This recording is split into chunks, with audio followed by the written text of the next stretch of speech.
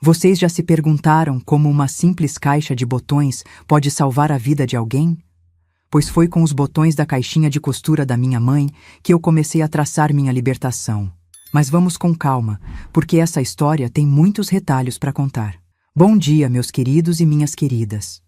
Me chamo Gersina Aparecida Juvência, tenho 83 anos e nasci em São João del Rei, um cantinho abençoado de Minas Gerais. Hoje resolvi abrir meu coração para contar uma história que ficou guardada dentro de mim por tanto tempo que já estava pesando na alma desta velhinha. Às vezes a gente guarda certas coisas por tanto tempo que elas viram pedra dentro da gente, e hoje sinto que é hora de quebrar essa pedra. Nasci numa casa simples na beirada da cidade, dessas com quintal grande de terra batida, com pé de manga, goiaba e jabuticaba. Meu pai, seu Odorico, trabalhava na fábrica de tecidos da cidade. Homem trabalhador, de poucas palavras, que saía antes do sol nascer e voltava quando as primeiras estrelas já estavam no céu. Já minha mãe, Dona Adelina, era costureira de mão cheia, daquelas que transformava qualquer retalho em obra de arte. Foi com ela que aprendi o valor de cada pedacinho de pano, cada botão, cada linha. Nossa casa era pequena para o tamanho da família. Éramos 5 irmãos. Eu, a única menina no meio de 4 meninos. O Jeremias, o mais velho, tinha 5 anos a mais que eu. Depois vinha o Osmar, 3 anos mais velho. Eu era a do meio, a Gersina, como me chamavam. E depois vinham os mais novos. O Alcides, 2 anos mais novo, e o Gumercindo, que era 5 anos mais novo que eu, o caçulinha da família. Ah, que saudade daqueles tempos de inocência! Vocês que estão me assistindo aí de casa, de que lugar do Brasil vocês são? Deixa nos comentários para essa vovó ficar sabendo, viu? E já aproveita e dá um like no vídeo, se inscreve no canal para não perder as próximas histórias. Esta velhinha aqui fica muito feliz de saber que tem gente do outro lado me ouvindo. Voltando para minha infância. A vida era simples, mas não era fácil. Meu pai ganhava pouco na fábrica e minha mãe complementava a renda costurando para as famílias mais abastadas da cidade. Desde pequena, eu ajudava ela, primeiro enfiando linha na agulha. Tinha os olhos bons, viu? Depois aprendendo os primeiros pontos. Até que aos 10 anos já sabia fazer barra de calça e pregar botão direitinho. A casa onde a gente morava era de pau a pique, dessas com chão de terra batida que a gente jogava água toda manhã para não levantar poeira. Não tinha banheiro dentro, não. Era aquela casinha no fundo do quintal. E o banho era de bacia ou na biquinha que vinha do morro. Mas era nosso cantinho, nosso lar. E por mais simples que fosse, a gente tinha orgulho dele. Os meninos dormiam todos juntos num quarto, em 2 colchões de palha no chão. Eu tinha um cantinho só meu, separado por uma cortina que minha mãe fez com retalhos coloridos.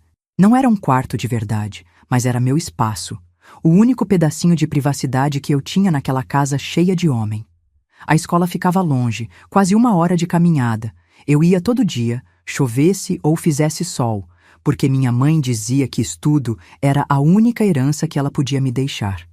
Os meninos iam também, mas o Jeremias e o Osmar logo pararam para ajudar na renda da casa. Só eu continuei, porque minha mãe teimou que menina precisa saber ler e escrever direito para não depender de homem nenhum. Ai, como eu gostava da escola! Era um prédiozinho simples de 2 salas só, com uma professora para cada 2 séries. A dona Ordália, minha professora, era severa, mas justa. Tinha a letra mais bonita que já vi na vida, e me ensinou a gostar das histórias, das palavras, dos livros. Ela dizia que eu tinha pendor para as letras, e sempre me emprestava livros do acervo particular dela. No recreio, eu ficava sempre com as mesmas amigas, a Divanira, a Isolina e a Anastácia. A gente brincava de roda, de amarelinha. E às vezes, quando tinha sorte, comia uma goiabada com queijo que a Divanira trazia da casa dela. A família dela tinha um sítiozinho e era um pouco melhor de vida que a minha. Em casa, nos fins de semana, a vida era trabalho misturado com as poucas brincadeiras que o tempo permitia. Ajudava minha mãe a lavar roupa no tanque, a varrer o terreiro, a cozinhar o feijão com arroz de todo dia. Mas também tinha as horas boas, quando a gente sentava na varanda depois do jantar para ouvir meu pai contar histórias de assombração que arrepiavam os cabelos da gente. O Jeremias, meu irmão mais velho, era o queridinho do meu pai. Desde cedo mostrou jeito para mecânica, consertava tudo que aparecia pela frente, desde o rádio velho até a bicicleta enferrujada que meu pai achou no lixo da fábrica. Era esperto, falava bem, e todo mundo dizia que esse menino vai longe. Eu admirava ele, sabe? Achava que não existia ninguém mais inteligente no mundo. Já o Osmar era o quietão. Não falava muito, vivia com cara fechada, mas tinha uma força danada. Com 14 anos, já carregava saco de cimento nas costas sem reclamar. Começou a trabalhar cedo como ajudante de pedreiro e dava quase todo o dinheiro para minha mãe, guardando só um troquinho para comprar cigarro escondido. Ele nunca foi muito de estudar, mas tinha uma inteligência diferente, daquelas que a gente percebe no olhar atento, observando tudo. O Alcides, meu irmão mais novo, era o mais parecido comigo no temperamento. Gostava de ler, de ouvir as histórias da Dona Ordália, e tinha uma memória prodigiosa. Decorava poesias inteiras depois de ouvir uma vez só. A gente brincava junto, ele não ligava de brincar com menina, e muitas vezes a gente se escondia no quintal para ler os livros que eu trazia da escola. E o Gumercindo, o caçulinha, esse era na alegria da casa. Tinha um sorriso que iluminava tudo, mesmo quando a vida estava difícil. Inventava brincadeiras do nada, fazia a gente rir com as palhaçadas dele e era o xodó da minha mãe. Todo mundo mimava ele um pouquinho, até meu pai, que não era de demonstrar afeto. A infância, apesar de todas as dificuldades, tinha uma certa doçura. A gente não tinha muito, mas tinha o essencial: comida na mesa, mesmo que fosse só feijão com angu em alguns dias, um teto, roupas, remendadas, mas limpas. E principalmente tinha o amor da minha mãe, que era como um cobertor quentinho que envolvia todos nós. As tardes de domingo eram especiais. Depois da missa na igreja matriz, a gente voltava para casa e minha mãe fazia um almoço caprichado. Quando dava, tinha até uma carninha. Depois, eu e ela sentávamos na varanda com a caixinha de costura, enquanto os meninos jogavam bola no terreiro. Aquela caixinha era um tesouro para mim, cheia de botões coloridos, retalhos, linhas de todas as cores. Cada botão tinha uma história que minha mãe contava enquanto me ensinava os pontos mais difíceis. Esse verde veio do vestido da Dona Marcolina, que era esposa do prefeito. Esse dourado era do paletó de casamento do seu Juvenal da farmácia. Eu ficava imaginando as histórias por trás de cada peça de roupa, de cada retalho. A vida seguia assim, simples e previsível, até que fiz 11 anos e as coisas começaram a mudar. Foi como se uma nuvem escura, dessas que trazem tempestade forte, começasse a se formar no horizonte da minha vida. Mas isso eu conto daqui a pouco. O tempo em São João del Rei tinha um ritmo próprio, marcado pelos sinos das igrejas que tocavam diferentes melodias em cada hora do dia. Até hoje posso fechar os olhos e ouvir aqueles sinos, como se estivesse lá, sentada na varanda de casa, com os pés descalços balançando no ar. A cidade em si era um encanto, com suas ladeiras de pedra, suas igrejas barrocas, as casas coloniais coloridas. Nos dias de festa, como a Semana Santa, a cidade inteira se transformava. As ruas eram enfeitadas com tapetes de serragem colorida, as procissões passavam com velas acesas, e o cheiro de incenso misturado com flores enchia o ar. Eu adorava esses momentos, ficava maravilhada com a beleza de tudo. Na escola, além de aprender a ler e escrever, eu descobri a paixão pelos livros. Dona Ordália percebeu meu interesse e começou a me emprestar livros do acervo pessoal dela. Foi assim que conheci histórias que me transportavam para longe daquela realidade simples. Conheci Monteiro Lobato, José de Alencar e até mesmo alguns livros traduzidos que ela tinha, como As Viagens de Gulliver e Robinson Crusoe. Cada livro era uma janela para um mundo diferente, uma possibilidade de sonhar com outros lugares, outras vidas. Em casa, eu tinha poucos momentos para ler. Era sempre entre uma tarefa e outra, ou à noite, à luz de lamparina, quando todos já estavam dormindo. Meu pai não via muita utilidade nos livros para uma menina como eu. Dizia que livro não enche barriga de ninguém. Mas minha mãe sempre me defendia. Dizia que conhecimento nunca é demais. Minha mãe... Dona Adelina era uma mulher extraordinária, daquelas que a vida dobra, mas não quebra. Nascida numa fazenda perto de Tiradentes, veio para a cidade ainda mocinha para trabalhar como empregada doméstica na casa de uma família rica. Foi lá que aprendeu a costurar com a patroa, que era modista, e viu o talento que minha mãe tinha. Com o tempo, ganhou uma máquina de costura velha de presente e começou a costurar por conta própria. Conheceu meu pai num baile de São João. Casaram-se 6 meses depois, e assim começou nossa família. Minha mãe me ensinou coisas que não se aprendem em livro nenhum.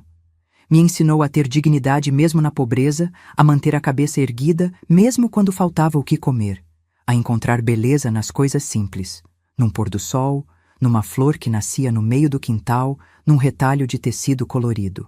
A vida é feita de retalhos, Gersina, ela dizia, e cabe a nós costurar esses retalhos da melhor maneira possível.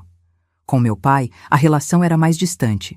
Seu Odorico era um homem fechado, daqueles que acreditam que demonstrar afeto é sinal de fraqueza.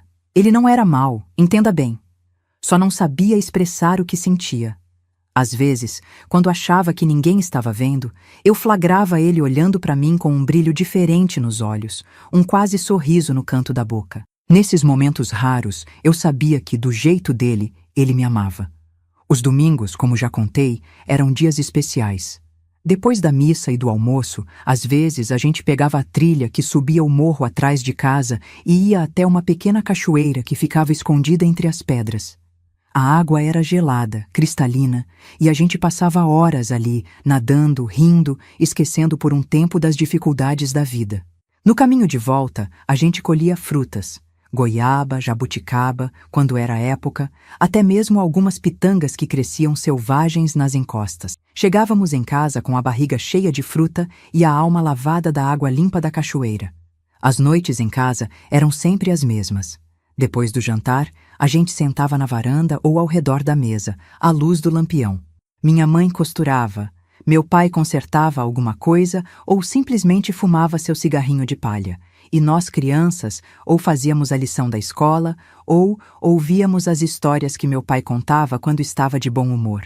Eram histórias do tempo dele de menino, de caçadas na mata, de assombrações que apareciam nas encruzilhadas, de tesouros enterrados pelos bandeirantes. A gente ouvia tudo de olho arregalado, acreditando em cada palavra.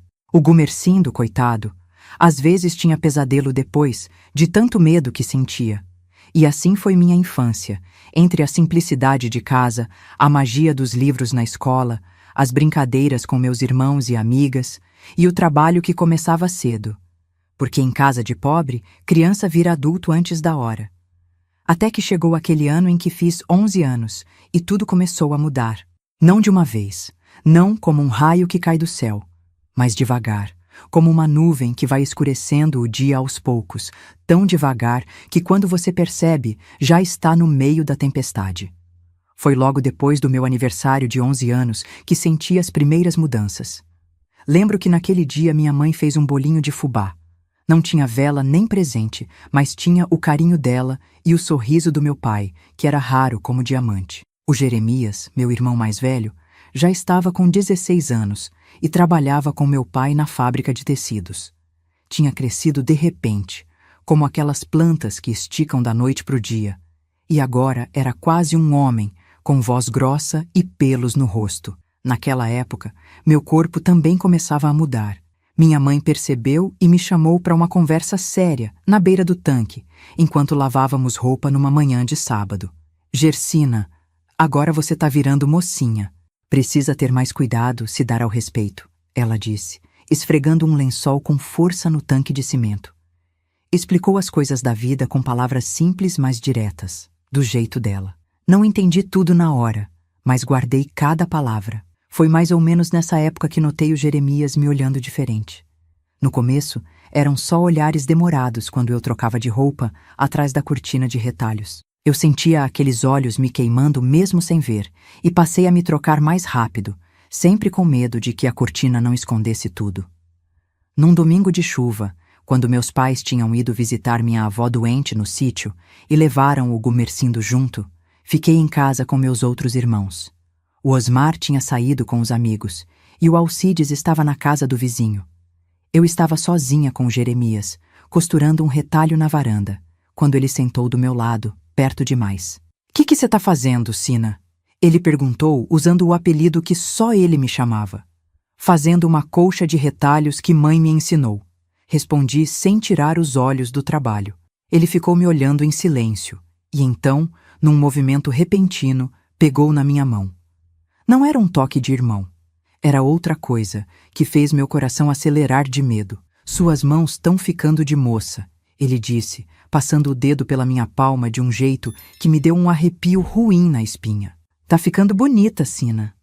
Puxei minha mão depressa e me levantei. Vou fazer um café, falei e corri para a cozinha, deixando minha costura para trás. Fiquei lá o máximo que pude, esperando que ele esquecesse aquela ideia estranha que parecia ter passado pela cabeça dele. Mas não esqueceu. Nas semanas seguintes, sempre que ficávamos sozinhos, ele arranjava um jeito de me tocar. Um esbarrão no corredor estreito, uma mão no meu cabelo dizendo que tinha uma folha, um abraço demorado demais quando eu voltava da escola.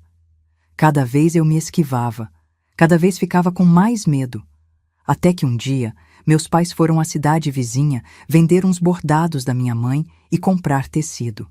Era dia de semana. Eu tinha acabado de voltar da escola. O Osmar estava trabalhando, o Alcides tinha ficado de castigo na escola e o Gumercindo tinha ido com meus pais. Eu estava sozinha em casa, arrumando a cozinha, quando ouvi a porta bater. Era o Jeremias, que devia estar no trabalho. "O que você está fazendo em casa essa hora?" Perguntei, estranhando. "Tava passando mal. Pai deixou eu sair mais cedo", ele disse, mas não parecia doente. Tinha um brilho estranho nos olhos, inquieto, como bicho acuado. Tentei sair da cozinha, passar por ele, mas ele bloqueou a passagem. "Aonde você vai com tanta pressa, Sina?" perguntou, com um sorriso que nunca vou esquecer. Vou terminar minha lição", gaguejei, tentando passar de novo. Foi quando ele me agarrou pelo braço com força. "Não vai não, fica aqui comigo." O que aconteceu depois ainda dói tanto que as palavras fogem. Só sei que gritei, chorei, implorei, mas ninguém ouviu. Ninguém veio. Quando acabou, eu estava jogada no chão da cozinha, tremendo como vara verde, sentindo uma dor que não era só do corpo. Era uma dor da alma, um rasgo no coração que parecia que nunca ia cicatrizar. Ele se arrumou, me olhou de cima e disse, como se nada tivesse acontecido: "Se contar para alguém, ninguém vai acreditar em você. E se acreditarem, vão dizer que foi sua culpa, que você provocou, entendeu?" Balancei a cabeça, incapaz de falar. Quando ele saiu, me arrastei até o tanque e me lavei, esfregando a pele até ficar vermelha, como se pudesse apagar o que tinha acontecido. Chorei até não ter mais lágrimas, e então vesti minha roupa, arrumei a cozinha e sentei na varanda, olhando pro nada, me sentindo vazia como uma casca de cigarra. Quando meus pais voltaram, eu já tinha me recomposto por fora. Por dentro, estava destroçada. Minha mãe me olhou de um jeito estranho, como se percebesse que algo tinha mudado, mas não perguntou nada. Talvez não quisesse saber. Achei que tinha sido só aquela vez, que ele tinha feito o que queria e ia me deixar em paz. Que engano. Foi só o começo de um pesadelo que duraria anos. O Jeremias começou a arrumar desculpas para ficar sozinho comigo. Saía do trabalho mais cedo, fingia estar doente, mandava os outros irmãos fazerem algo longe de casa. E cada vez que ficávamos a sós, acontecia de novo. Eu tentava fugir, me esconder, mas nossa casa era pequena demais. Não havia onde me esconder. Pensei em contar para minha mãe, várias vezes cheguei a abrir a boca para falar, mas então lembrava das palavras dele. Ninguém vai acreditar em você. E se fosse verdade? E se minha mãe achasse que era minha culpa? Ou pior, e se ela acreditasse em mim, mas não pudesse fazer nada, porque dependíamos do dinheiro que o Jeremias trazia para casa? Então eu calei. Calei e aguentei, me sentindo cada vez mais suja, mais envergonhada, mais culpada. Comecei a ir mal na escola. Eu que sempre tinha sido boa aluna. Dona Ordália notou a mudança. Chegou a perguntar se estava tudo bem em casa, mas menti. Disse que estava só cansada. Foi mais ou menos nessa época que o Osmar, meu outro irmão mais velho, começou a notar alguma coisa. Tinha dias que, quando o Jeremias me abordava, eu conseguia fugir e me trancar no quartinho dos fundos onde guardávamos lenha. Ficava lá horas, tremendo, até ter certeza que ele tinha desistido. Numa dessas vezes, quando finalmente saí do meu esconderijo, Dei de cara com o Osmar. Que cê tava fazendo lá? Ele perguntou desconfiado. Nada, só pegando lenha, menti. Ele olhou para minha mão vazia, sem lenha nenhuma, e franziu a testa. Tá com medo de alguma coisa, Gersina? Quase contei. Ali, naquele momento, quase deixei escapar tudo. Mas então vi o Jeremias parado na porta da cozinha, me olhando com aqueles olhos que prometiam o pior se eu falasse. Engoli o choro e balancei a cabeça. Não, só estava procurando uma coisa que perdi. O Osmar não acreditou, deu para ver na cara dele. Mas também não insistiu. Nos dias seguintes, notei que ele começou a ficar mais tempo em casa, como se estivesse de olho. O Jeremias percebeu também e, por um tempo, me deixou em paz. Achei que tinha acabado. Que o Osmar, mesmo sem saber exatamente o que estava acontecendo, tinha me salvado só com sua presença. Mas estava enganada. Numa noite, acordei com barulho de discussão. Era o Jeremias e o Osmar, lá fora no quintal, falando baixo, mas com raiva. Eu sei o que você anda fazendo, ouvi o Osmar dizer. Não sou bobo. Não sabe de nada, respondeu o Jeremias. E se soubesse, o que ia fazer? Contar pro pai? Ele não ia acreditar em você. Vou ficar de olho, Jeremias. Se encostar um dedo nela de novo, vai fazer o quê? Me bater? Você sempre foi frouxo, Osmar. Sempre foi o segundo melhor. O pai gosta mais de mim, a mãe gosta mais de mim, todo mundo sabe. Houve um barulho de empurrão, de briga começando. Mas logo parou. Ouvi passos se afastando e depois silêncio. Deitei de novo, o coração batendo tão forte que parecia que ia sair pela boca. O Osmar sabia. Não tudo, talvez, mas sabia que algo estava errado. E tinha tentado me defender. No dia seguinte, o Osmar não olhou para mim no café da manhã. Mas o Jeremias, sim. Me encarou com um sorriso de canto de boca, como se tivesse ganhado alguma coisa. Nesse dia, quando voltei da escola, encontrei os dois na varanda, conversando como se nada tivesse acontecido na noite anterior. Estranhei, mas continuei meu caminho para dentro de casa. Gersina, vem cá, chamou o Jeremias. Parei, o corpo todo tenso, pronta para correr. Não precisa ter medo, ele disse, ainda sorrindo. Só quero que você resolva uma coisa pra gente. Me aproximei devagar, desconfiada. O Osmar estava sentado, com uma expressão estranha no rosto. Não consegui decifrar se era raiva, vergonha ou outra coisa. Eu e o Osmar estamos com uma dúvida, continuou o Jeremias. Quanto tempo você aguenta sem chorar? Não entendi a pergunta. Como assim? É um jogo novo que inventamos, ele explicou com aquele sorriso que me dava arrepios. Eu digo que você aguenta 5 minutos sem chorar. O Osmar acha que você não aguenta nem 3. Foi então que entendi o horror do que estava acontecendo. Não era só o Jeremias agora. O Osmar, que eu achei que ia me proteger, tinha se juntado a ele naquele jogo doentio. Não sei o que o Jeremias disse ou fez para convencer ele, mas ali estavam os dois, me olhando como se eu fosse um animal numa arena. Não quero jogar, falei, a voz mal saindo. Não tô perguntando se você quer, disse o Jeremias, segurando meu braço com força. Vamos lá para trás. O lugar, lá para trás, era um quartinho de ferramentas no fundo do quintal, longe o suficiente da casa principal para ninguém ouvir nada. Eles me arrastaram até lá, me empurraram para dentro e fecharam a porta. O que aconteceu naquele quartinho é algo que tento esquecer todos os dias da minha vida.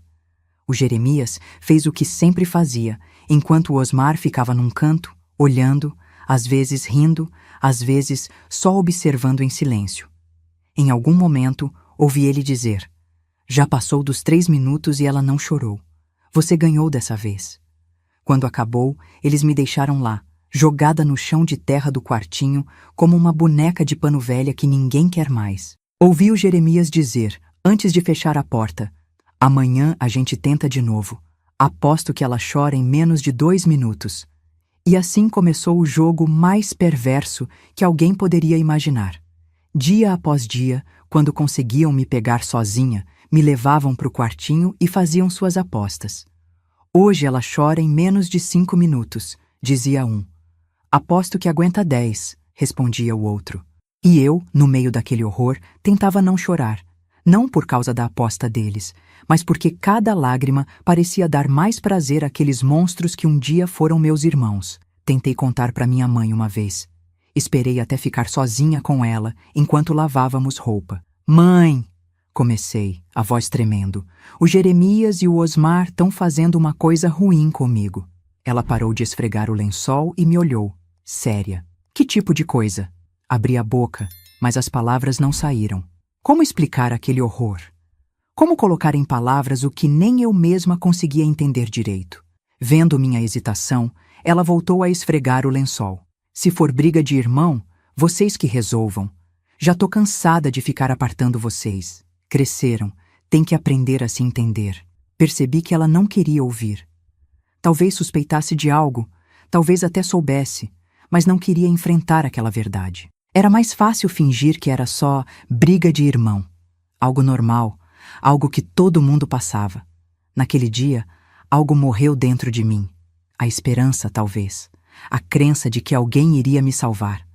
Percebi que se quisesse sair daquele inferno, teria que ser por minha própria conta. Os meses foram passando e o jogo deles continuava.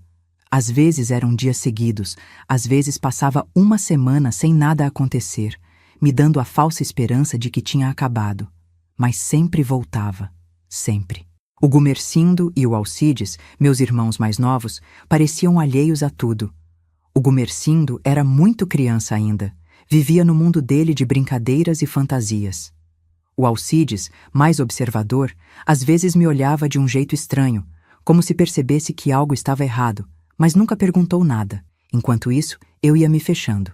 Na escola, parei de levantar a mão para responder às perguntas. No recreio, ficava sozinha num canto, evitando minhas amigas. Em casa, falava o mínimo possível, fazia minhas tarefas em silêncio, tentava me tornar invisível. Achava que se ninguém me notasse, talvez me deixassem em paz. Mas eles sempre me encontravam, sempre arrumavam um jeito. Foi numa tarde de sábado, quase um ano depois do começo daquele pesadelo, que algo mudou. Eu estava na cozinha, ajudando minha mãe a preparar o jantar, quando ela pediu: Gersina, vai lá no quartinho pegar um pouco de mandioca que tá guardada no saco. Meu corpo gelou. O quartinho, o lugar das apostas, o lugar do horror. Não consegui me mover. Que foi, menina? Tá surda? Vai buscar a mandioca, minha mãe repetiu. Eu não posso ir lá, respondi tremendo. Como assim não pode? Tá doente? Não, é que eu tenho medo daquele quartinho. Minha mãe me olhou como se eu tivesse dito a coisa mais absurda do mundo. Medo de quê? De aranha? De rato? Deixa de bobagem, Gersina. Tá grandinha já para essas frescuras. Nesse momento, o Jeremias entrou na cozinha. Que foi, mãe? Sua irmã que tá com medo de ir no quartinho buscar mandioca. Dá para acreditar? Já com quase 12 anos e com medo de quartinho. O Jeremias sorriu.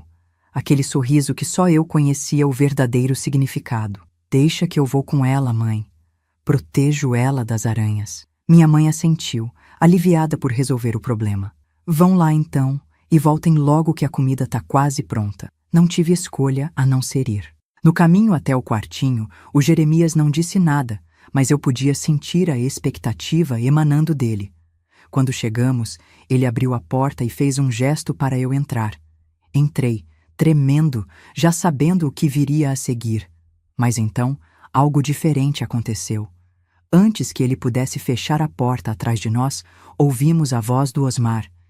Que vocês estão fazendo? O Jeremias se virou, irritado. Nada que te interesse. Vieram buscar mandioca? Perguntou o Osmar se aproximando.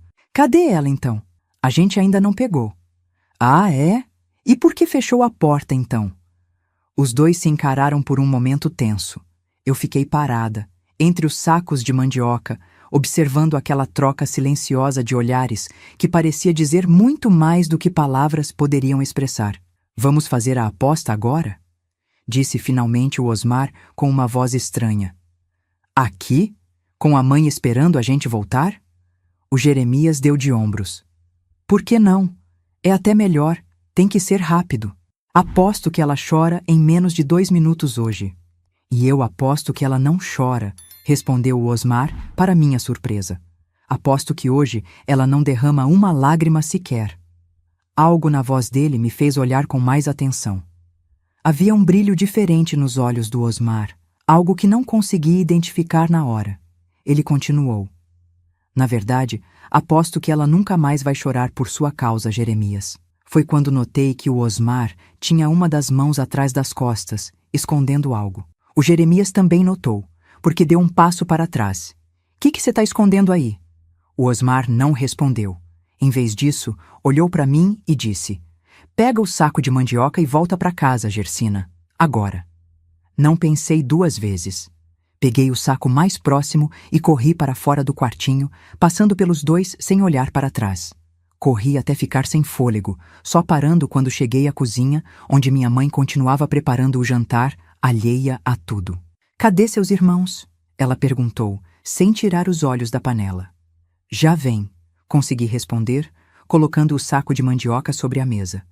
Naquela noite, o Jeremias e o Osmar voltaram para casa separados. Primeiro o Osmar, com um corte no lábio e os nós dos dedos esfolados. Depois, o Jeremias, com um olho roxo e uma expressão de ódio que dava medo. Que aconteceu com vocês? Perguntou meu pai ao ver o estado dos dois. Caí, respondeu o Osmar.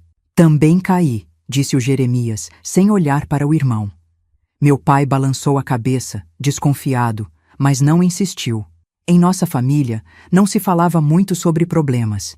Enterrava-se eles bem fundo, como segredos que ninguém queria desenterrar. Naquela noite, deitada no meu cantinho atrás da cortina, fiquei pensando no que tinha acontecido. O Osmar tinha me defendido? Tinha brigado com o Jeremias por minha causa? Ou era só mais uma parte do jogo deles, alguma disputa de poder que eu não entendia? Não sabia a resposta, mas uma coisa era certa. Algo tinha mudado. E eu precisava descobrir o que, antes que fosse tarde demais. Nos dias que se seguiram àquela briga no quartinho, percebi uma mudança na dinâmica entre meus irmãos. O Jeremias e o Osmar mal se falavam, e quando precisavam, era com palavras curtas, olhares duros. À mesa, sentavam o mais longe possível um do outro. No quarto que dividiam com os outros meninos, dormiam em cantos opostos. Meus pais notaram, claro. Impossível não notar aquela tensão cortante que pairava no ar como fumaça de fogão a lenha. Mas, fiéis à tradição de nossa família de empurrar os problemas para debaixo do tapete, não perguntaram nada. Talvez achassem que era só uma briga de irmãos, coisa passageira que se resolveria sozinha com o tempo. Para mim, aqueles primeiros dias foram estranhos. Um alívio misturado com medo. Alívio porque pela primeira vez em quase um ano, eu podia andar pela casa sem o pavor constante de ser puxada para algum canto escuro. Medo porque sabia que aquela trégua podia acabar a qualquer momento. Uma semana depois da briga, o Osmar me encontrou sozinha no quintal, estendendo roupa no varal. Se aproximou devagar, como quem não quer assustar um passarinho. "Você tá bem?" Ele perguntou, sem me olhar nos olhos. Fiquei tensa, minhas mãos tremendo enquanto prendia um lençol com pregadores de madeira. "Tô", respondi, seca. "O Jeremias, ele te deixou em paz esses dias?" Continuei meu trabalho, fingindo concentração nas roupas molhadas. Deixou. Ele ficou em silêncio por um tempo, chutando pedrinhas no chão de terra. Parecia querer dizer algo, mas não encontrava as palavras. Por fim, falou baixinho. "Ele não vai mais te incomodar, eu garanto." Olhei para ele pela primeira vez, tentando entender o que estava acontecendo. Por que agora ele queria me defender, depois de meses participando daquele jogo horrível? "Por quê?" consegui perguntar. O Osmar desviou o olhar, uma mistura de vergonha e raiva passando pelo seu rosto. "Porque eu devia ter impedido desde o começo, porque..." Ele não terminou a frase. Deu meia volta e foi embora, me deixando ali com mais perguntas do que respostas. Mas uma coisa ficou clara. Alguma coisa tinha quebrado entre eles, alguma aliança doentia tinha se rompido. Nas semanas seguintes, notei algo estranho. O Osmar parecia estar sempre por perto quando o Jeremias estava em casa. Se eu estava na cozinha e o Jeremias aparecia. Minutos depois, o Osmar também chegava, com alguma desculpa esfarrapada. Se eu ia buscar água no poço e o Jeremias se oferecia para ajudar, o Osmar largava o que estava fazendo e vinha junto. Era como se ele tivesse se tornado minha sombra protetora, embora nunca falássemos sobre isso. Nunca mencionávamos o passado, o que tinha acontecido no quartinho, as apostas, nada disso. Era como um acordo silencioso. Ele me protegeria, e em troca, fingíamos que nada tinha acontecido. O Jeremias, por sua vez, parecia ter recuado, mas eu podia sentir o ódio emanando dele como calor de brasa. Às vezes o pegava, me olhando com aqueles olhos que pareciam querer me engolir viva. Nesses momentos, meu sangue gelava nas veias, e eu sabia que ele só estava esperando uma oportunidade, um momento de descuido. Foi mais ou menos nessa época que comecei a sonhar em fugir.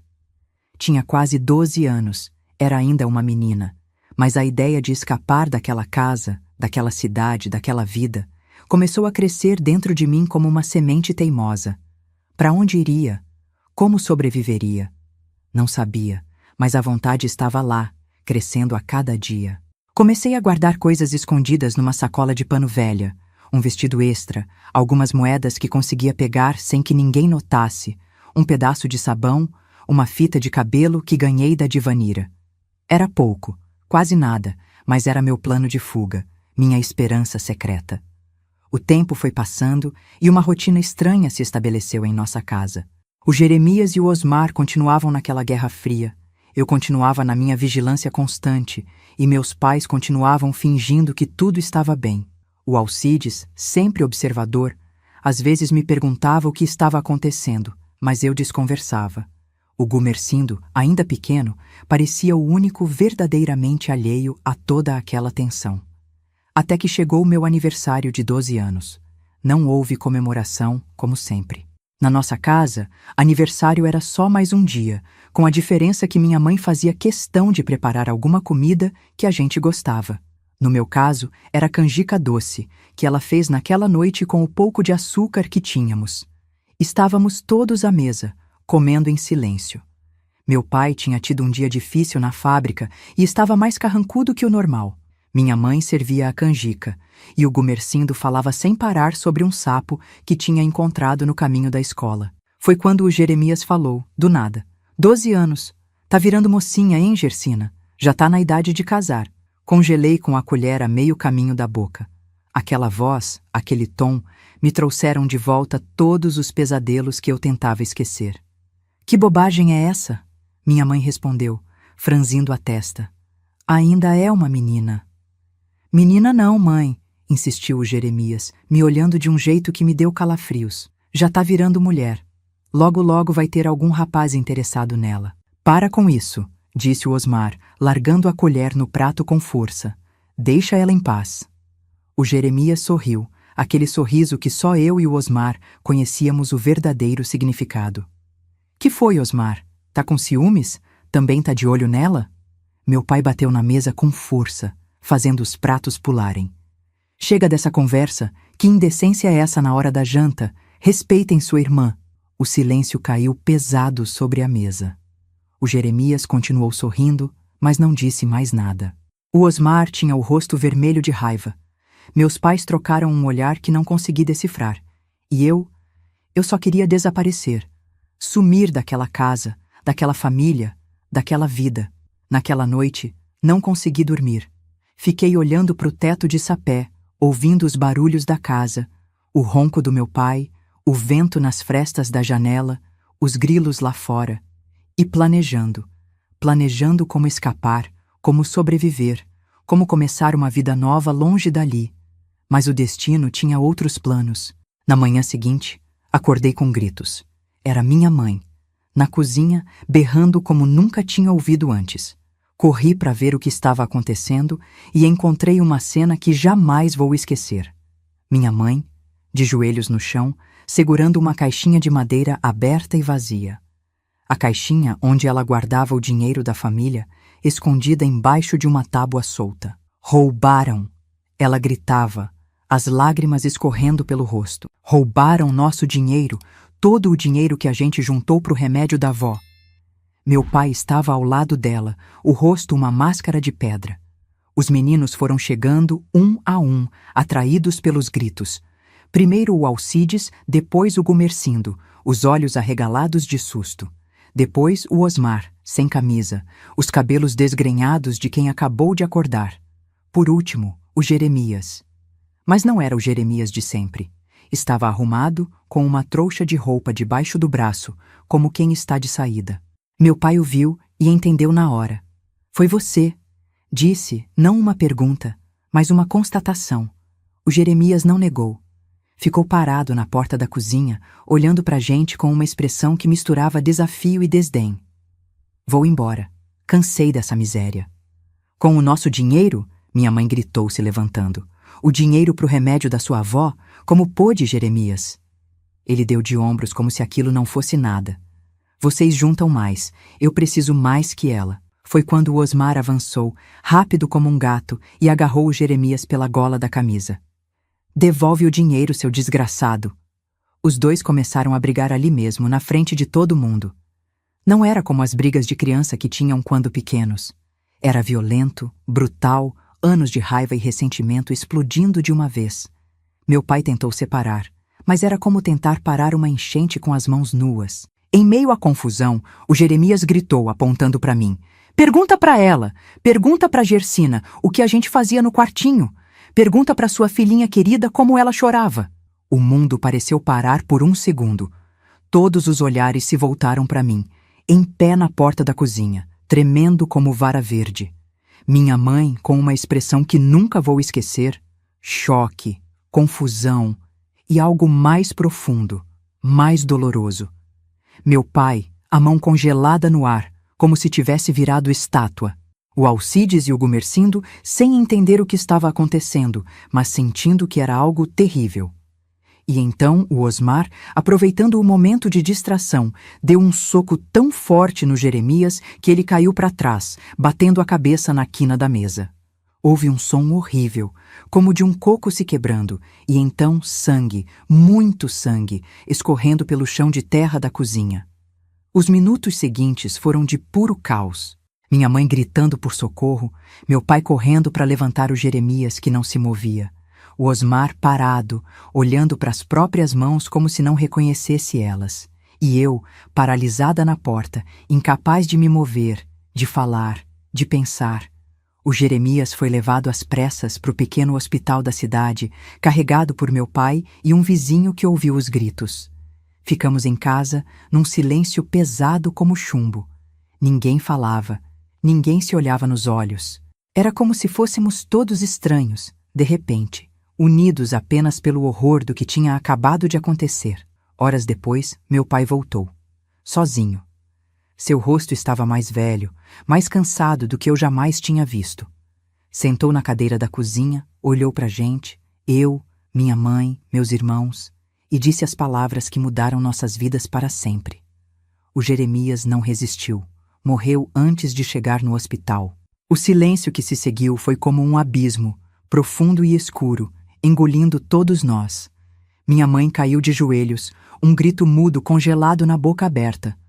O Gumercindo começou a chorar, sem entender direito o que estava acontecendo. O Alcides abraçou ele, os olhos fixos no chão.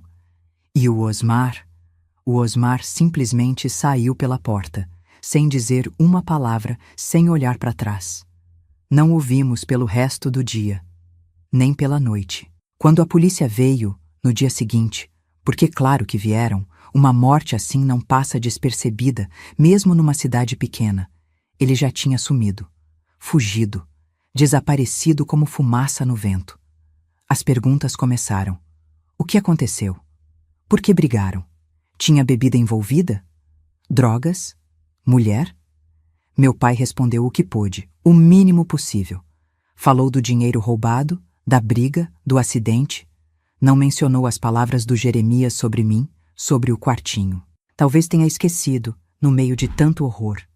Ou talvez, como sempre fizemos em nossa família, preferiu enterrar aquilo bem fundo, onde ninguém pudesse desenterrar. Os policiais anotaram tudo, disseram que procurariam o Osmar, mas não pareciam muito empenhados. Em uma cidade onde os recursos eram escassos, um rapaz que foge depois de uma briga com o irmão não era exatamente prioridade. especialmente quando as evidências apontavam para um acidente, não para um assassinato premeditado. Nos dias que se seguiram, nossa casa se tornou um lugar de sombras e sussurros. O enterro do Jeremias foi rápido, com poucos presentes além da família. As pessoas olhavam para a gente na rua com uma mistura de pena e curiosidade mórbida. Na escola, eu sentia os olhares, ouvia os cochichos quando passava. A menina cujo irmão mais velho morreu numa briga com o outro irmão, que fugiu. Se antes eu sonhava em fugir, agora me sentia presa não só àquela casa, mas à tragédia que tinha se abatido sobre nós. Como poderia ir embora e deixar minha mãe, que chorava o dia inteiro pelos cantos? Meu pai, que tinha envelhecido 10 anos em uma semana? Meus irmãos mais novos, assustados e confusos? E havia mais. Uma pergunta que ninguém fazia em voz alta, mas que pairava no ar como um fantasma. O que o Jeremias quis dizer com aquelas palavras antes de morrer?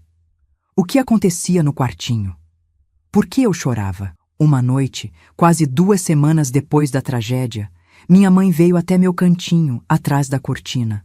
Sentou na beirada da minha esteira, me olhou por um longo tempo no escuro e então perguntou, a voz baixa e trêmula: "É verdade, Gersina? O que o Jeremias falou? Sobre o quartinho?" Senti um nó na garganta, um peso no peito tão grande que mal conseguia respirar. Queria contar, queria despejar tudo, todo o horror, toda a dor.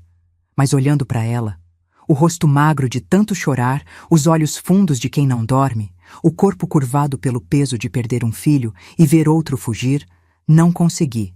Como poderia colocar mais esse fardo sobre os ombros dela? Como poderia destruir a imagem que ela tinha do filho que acabara de enterrar? Não, mãe. Menti. As lágrimas escorrendo silenciosas pelo meu rosto. Não sei do que ele estava falando. A gente só brigava às vezes, como irmãos normais. Ela me olhou por mais um tempo, como se tentasse enxergar a verdade através da escuridão. Então, assentiu devagar, passou a mão no meu cabelo como fazia quando eu era pequena e saiu sem dizer mais nada. Nunca mais falamos sobre isso. Nunca mais mencionamos as palavras do Jeremias, o que acontecia ou não no quartinho, os motivos reais da briga fatal. Era como se tivéssemos feito um pacto silencioso para enterrar aquela verdade junto com ele, deixá-la apodrecer debaixo da terra onde ninguém pudesse vê-la ou senti-la. Mas eu sabia.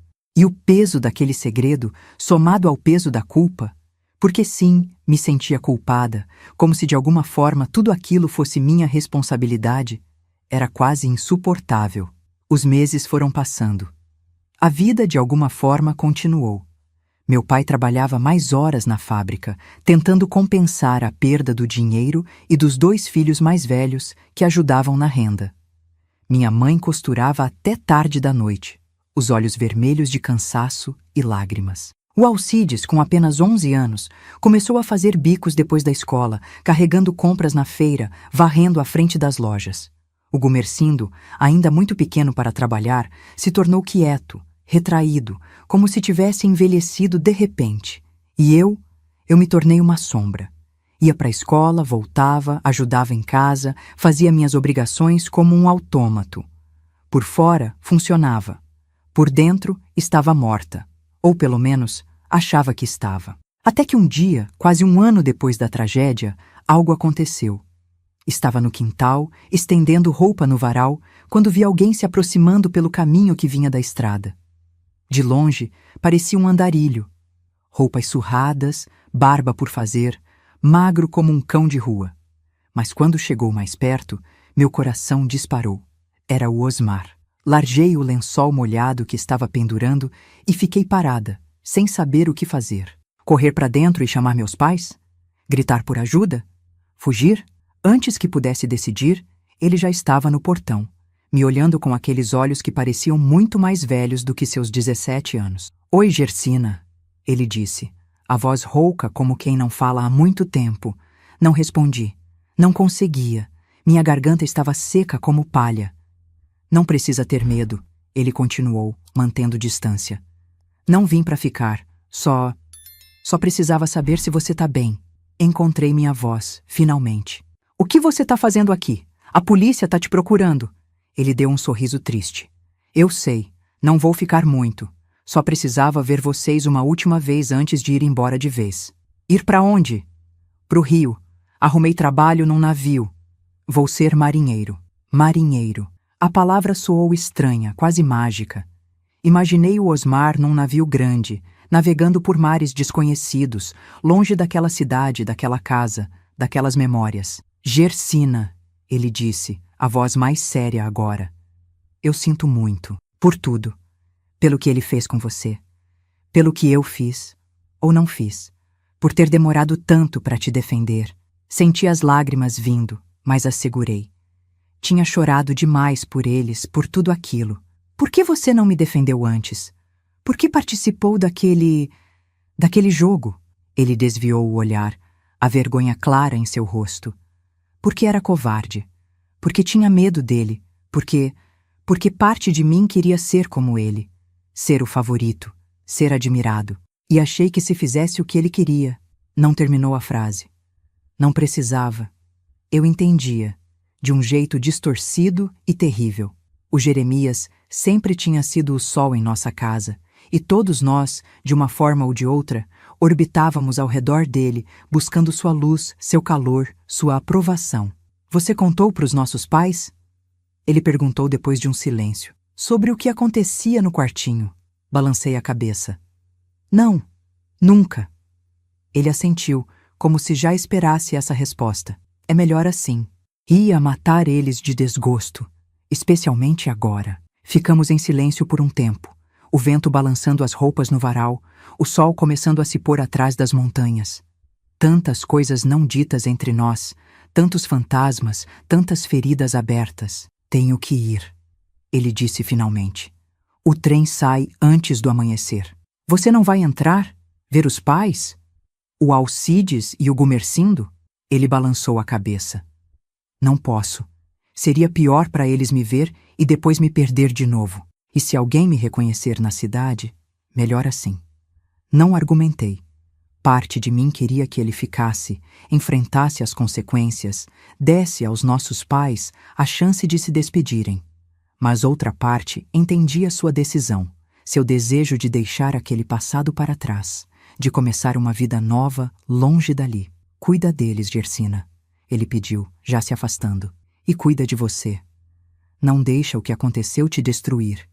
Você é forte. Sempre foi mais forte que todos nós. E então ele se foi, sumindo no caminho da mesma forma que tinha aparecido, como uma miragem, um sonho, um fantasma. Fiquei olhando até não poder mais vê-lo, sentindo um estranho misto de tristeza e alívio.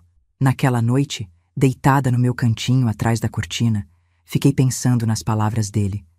Você é forte. Sempre foi mais forte que todos nós.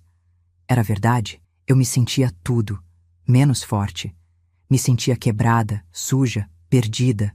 Mas talvez houvesse uma força em sobreviver, em continuar, mesmo depois de tudo, em não deixar que o horror do passado determinasse o futuro. Talvez a verdadeira força estivesse não em esquecer, mas em lembrar e ainda assim seguir em frente. Com esse pensamento, adormeci. E pela primeira vez em muito tempo, não tive pesadelos. Nos meses que se seguiram à visita do Osmar, algo começou a mudar dentro de mim. Foi lento, quase imperceptível no começo, como uma semente que germina debaixo da terra antes de mostrar os primeiros brotos. As palavras dele, você é forte, sempre foi mais forte que todos nós, ecoavam na minha cabeça nos momentos mais inesperados, enquanto lavava roupa no tanque, enquanto ajudava minha mãe a preparar o jantar, enquanto caminhava para a escola, os pés descalços na poeira da estrada, forte. Eu, a menina que tinha sido vítima por tanto tempo, que tinha se calado, se escondido, se feito pequena para não ser notada? Que tipo de força era essa que ele via em mim e eu mesma não conseguia enxergar? Estava com 13 anos nessa época, no limiar entre a infância e a adolescência. Meu corpo mudava, ganhando curvas que me deixavam desconfortável, lembretes constantes daquele tempo de horror. Mas minha mente também mudava, de formas que eu ainda não compreendia totalmente. Na escola, a dona Ordália notou a diferença. Um dia, depois da aula, me chamou para ficar mais um pouco. Fiquei tensa, achando que tinha feito algo errado. Gersina, ela disse sentando na carteira ao meu lado, em vez de ficar atrás da mesa grande da professora. Notei que você voltou a participar das aulas, a levantar a mão para responder, a entregar as lições caprichadas como fazia antes. Dei de ombros, sem saber o que responder. Era verdade. Aos poucos, tinha voltado a me interessar pelos estudos, a me perder nas histórias dos livros, a sentir aquela antiga paixão pelo conhecimento que o horror tinha quase apagado. Fiquei feliz em ver isso. Ela continuou. Depois de tudo o que aconteceu na sua família, bem, muitos no seu lugar teriam desistido de estudar, de sonhar, mas você não. Você tem algo especial, Gersina. Uma força interior, uma luz que nem as piores tempestades conseguem apagar. Lá estava aquela palavra de novo. Força. Primeiro o Osmar, agora a Dona Ordália. Seria possível que eles vissem algo em mim que eu mesma não via? Queria te dar um presente, ela disse, tirando de sua bolsa um caderno novo, de capa dura e folhas amareladas.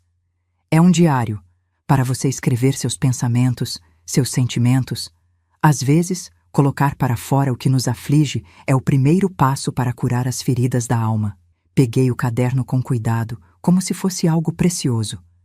Nunca tinha tido um diário. Na verdade, nunca tinha tido um caderno só para mim, que não fosse para lições da escola. Obrigada, Dona Ordália, murmurei, emocionada. Use-o bem, ela respondeu, com um sorriso. As palavras têm poder, Gersina. Poder de destruir, mas também de curar, de transformar. Nunca se esqueça disso. Naquela noite, escondida atrás da minha cortina de retalhos, abri o diário pela primeira vez. A página em branco me encarava, um desafio, uma possibilidade. O que escrever? Como começar a despejar ali tudo que estava preso dentro de mim há tanto tempo? Peguei o lápis e, hesitante, escrevi uma única linha. Meu nome é Gersina, e estou tentando ser forte. Foi o começo. Nas noites seguintes, depois que todos dormiam, eu escrevia à luz fraca de uma vela. No início, eram coisas simples, do dia a dia. O que tinha comido no almoço, o que a professora tinha ensinado, uma flor bonita que tinha visto no caminho da escola. Mas aos poucos, comecei a escrever sobre coisas mais profundas. Sobre a saudade do Osmar, apesar de tudo. Sobre os pesadelos que ainda me acordavam algumas noites, suada e tremendo. Sobre a culpa que sentia pela morte do Jeremias, mesmo sabendo que não tinha sido minha culpa. E, finalmente, sobre o que tinha acontecido no quartinho. Pela primeira vez, coloquei em palavras todo o horror, toda a humilhação, toda a dor. Escrevi páginas e páginas, as lágrimas manchando o papel, a mão doendo de tanto apertar o lápis.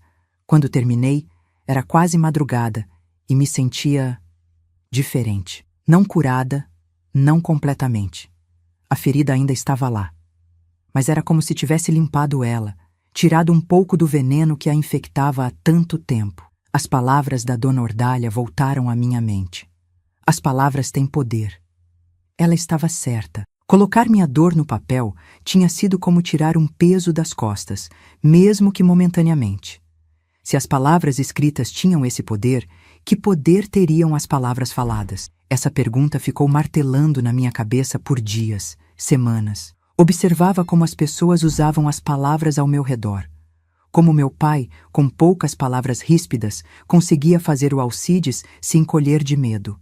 Como minha mãe, com palavras doces, acalmava o Gumercindo depois de um pesadelo. Como a Divanira, minha amiga da escola, com palavras venenosas disfarçadas de preocupação, espalhava fofocas sobre as outras meninas.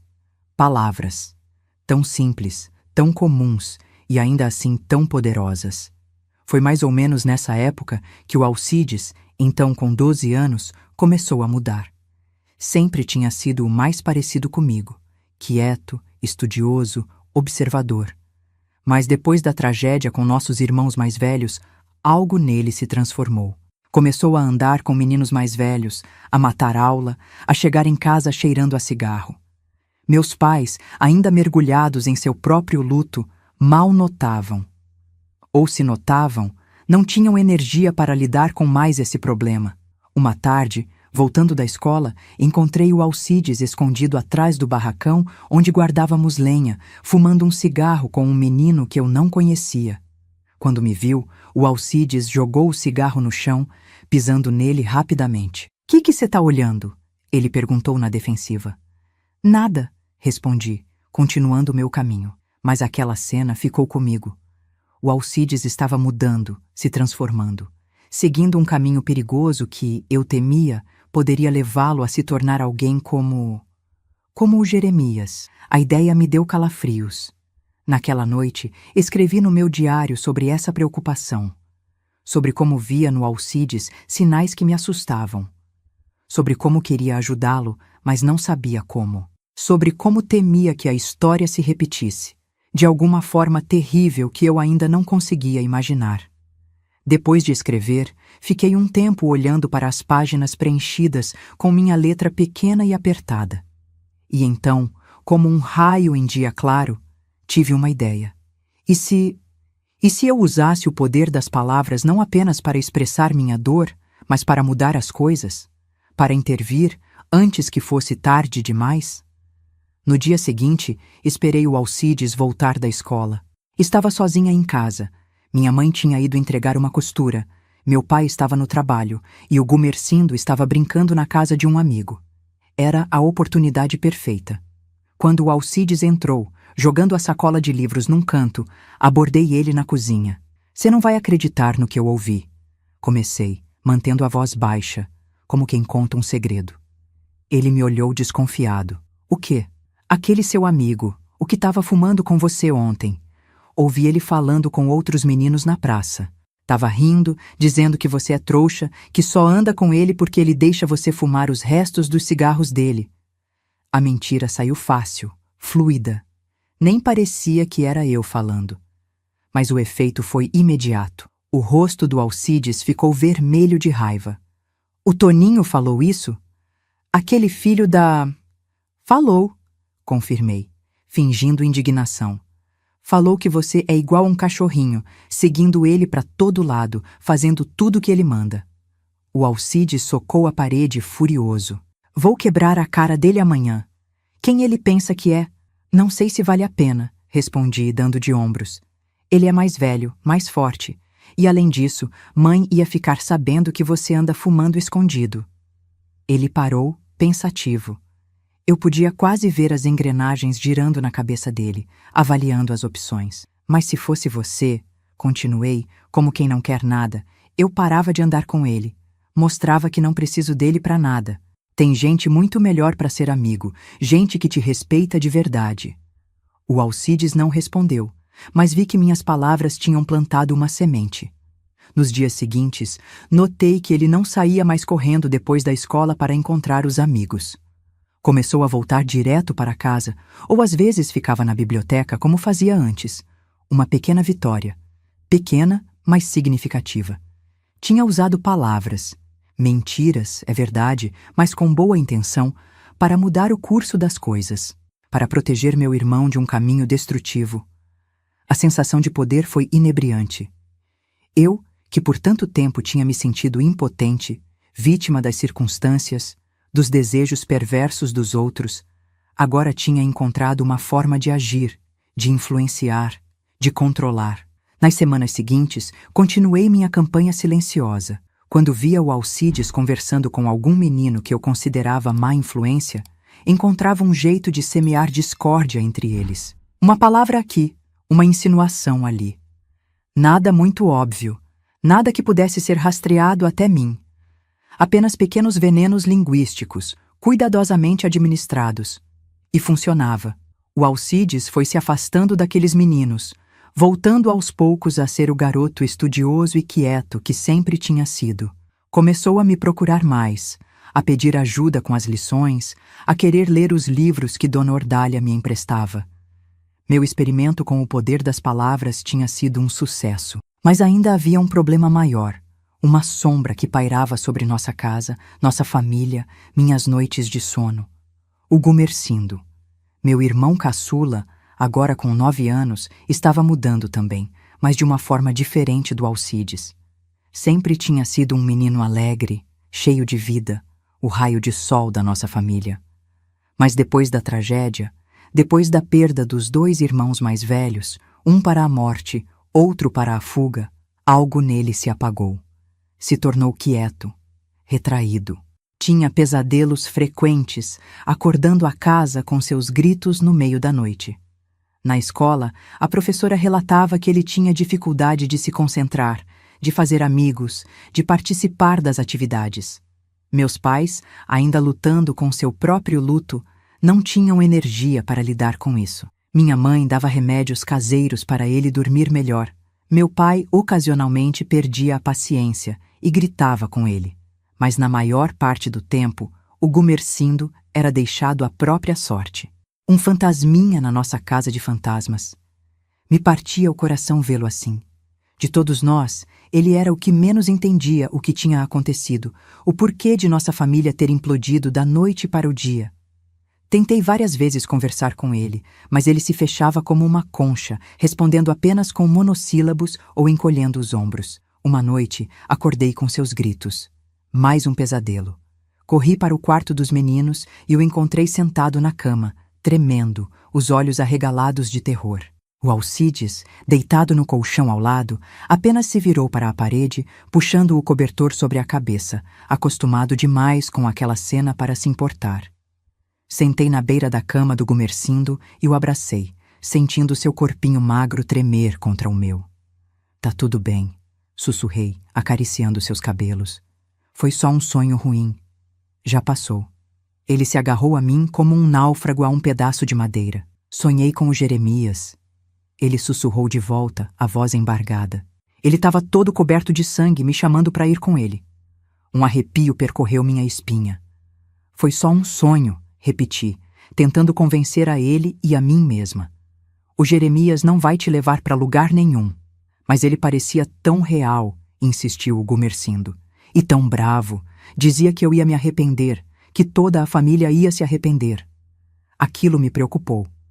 Não era a primeira vez que o Gumersindo sonhava com o Jeremias, mas nunca tinha sido tão vívido, tão ameaçador. Gumersindo, falei, depois de um momento de hesitação. Você lembra do que aconteceu naquele dia? O dia que o Jeremias partiu? Ele assentiu devagar.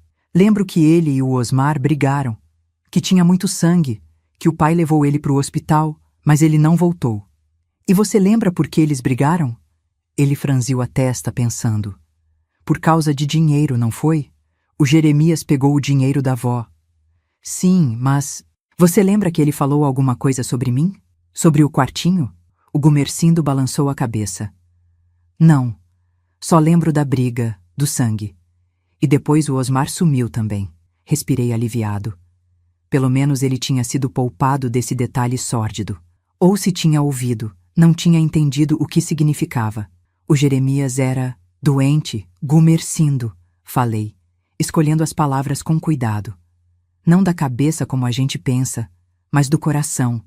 Ele fazia coisas ruins, machucava pessoas. O Gumersindo me olhou com aqueles olhos grandes e inocentes. Ele machucava você, Sina? A pergunta direta me pegou de surpresa. Por um momento, pensei em mentir, em protegê-lo da verdade horrível. Mas então, lembrei do poder das palavras. Não apenas de ferir, mas também de curar, de esclarecer, de libertar. Sim, respondi, a voz baixa, mas firme. Ele me machucava, de um jeito que ninguém deveria machucar outra pessoa, especialmente uma irmã. E o Osmar? O Osmar... No começo, ele deixava o Jeremias fazer isso. Ele até participava, de certa forma. Mas depois ele mudou de ideia. Decidiu me proteger. Foi por isso que eles brigaram naquele dia. O Gumersindo processou essa informação por um momento. O rostinho sério, pensativo. Então o Osmar era bom ou mau? Suspirei. Como explicar essas complexidades para uma criança? Como fazer ele entender que as pessoas não são totalmente boas ou más? Que todos nós temos sombras e luzes dentro de nós, lutando pela dominância. O Osmar era humano, respondi finalmente. Fez coisas ruins, mas também fez coisas boas. No final, escolheu fazer o certo, mesmo que de um jeito errado. Não sei se ele entendeu completamente, mas pareceu aceitar essa explicação. Ficamos em silêncio por um tempo, abraçados na escuridão do quarto, cada um perdido em seus próprios pensamentos. Gumercindo, falei depois de um tempo, quero que você saiba de uma coisa. O Jeremias não pode te machucar, nem em sonhos, nem na vida real. Ele se foi e não volta mais. E eu nunca, nunca vou deixar ninguém te machucar como ele me machucou, entendeu? Ele assentiu, apertando minha mão. Entendi, Sina. E se tiver mais pesadelos, pode me chamar. Sempre, não importa a hora. Ele sorriu, o primeiro sorriso genuíno que via nele em muito tempo. Tá bom. Posso dormir com você hoje? Pode, respondi, ajudando ele a levantar. Vem, vamos pro meu cantinho. Aquela conversa marcou uma virada na minha relação com o Gumercindo. Nos dias e semanas seguintes, notei uma mudança nele. Os pesadelos diminuíram. Ele voltou a sorrir mais, a brincar, a ser um pouco daquele menino alegre que tinha sido antes da tragédia. Começou a me seguir pela casa como uma sombrazinha, querendo ajudar nas tarefas, querendo ouvir as histórias que eu lia nos livros da Dona Ordália, querendo estar sempre por perto. E eu descobri que gostava desse papel de protetora, de mentora. Era como se depois de tanto tempo sendo vítima, eu finalmente pudesse ser outra coisa. Uma salvadora, uma guardiã, uma luz na escuridão para alguém que precisava. Mas ainda havia uma sombra que precisava ser confrontada. Uma presença na nossa casa que, mesmo depois de quase 2 anos, ainda envenenava o ar que respirávamos, ainda assombrava nossas noites, ainda governava nossas vidas de formas que nem todos percebiam. O fantasma do Jeremias. Não um fantasma literal, claro.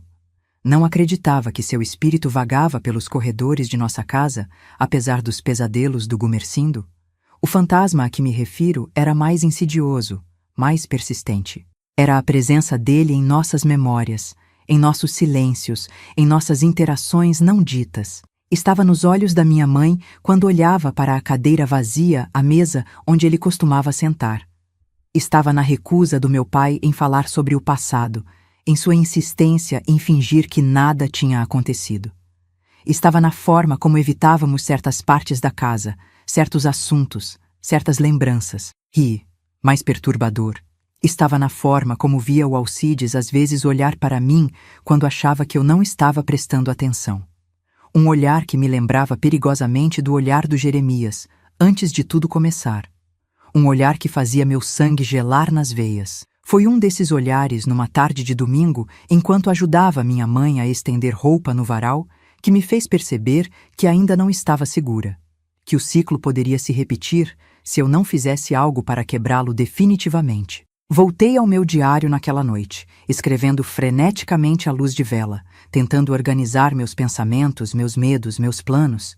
Se as palavras tinham poder para mudar o comportamento do Alcides com seus amigos, para confortar o Gumercindo em seus pesadelos, que poder teriam para exorcizar de vez o fantasma do Jeremias de nossa casa, de nossas vidas? A resposta veio a mim como uma revelação, clara e terrível ao mesmo tempo.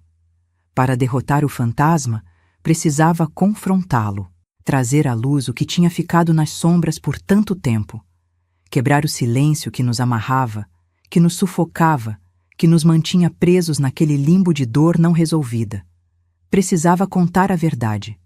Não toda a verdade, talvez. Havia detalhes sórdidos que ninguém precisava saber, horrores que era melhor deixar enterrados. Mas a essência, o cerne daquela escuridão que tinha envenenado nossa família, isso precisava ser exposto, confrontado, processado. Tomada a decisão, o próximo passo era o mais difícil. Como fazer isso? Com quem começar? Como colocar em palavras algo tão terrível, tão doloroso, que tinha escondido por tanto tempo, até mesmo de mim mesma? Decidi começar pelo Alcides. Ele era o mais velho depois de mim agora, o que tinha mais memórias do tempo antes da tragédia. E também, o que mais me preocupava, com aqueles olhares, aquela raiva latente que às vezes explodia por motivos triviais, aquela admiração não resolvida pelo irmão mais velho que tinha perdido. Esperei uma oportunidade, que veio numa tarde em que meus pais tinham ido ao mercado na cidade vizinha, levando o Gumercindo com eles. Estávamos sozinhos em casa, eu e o Alcides. Ele estava no quintal, consertando uma cadeira quebrada, tarefa que antes seria do Jeremias. Me aproximei casualmente, oferecendo um copo de água, que ele aceitou com um aceno de cabeça.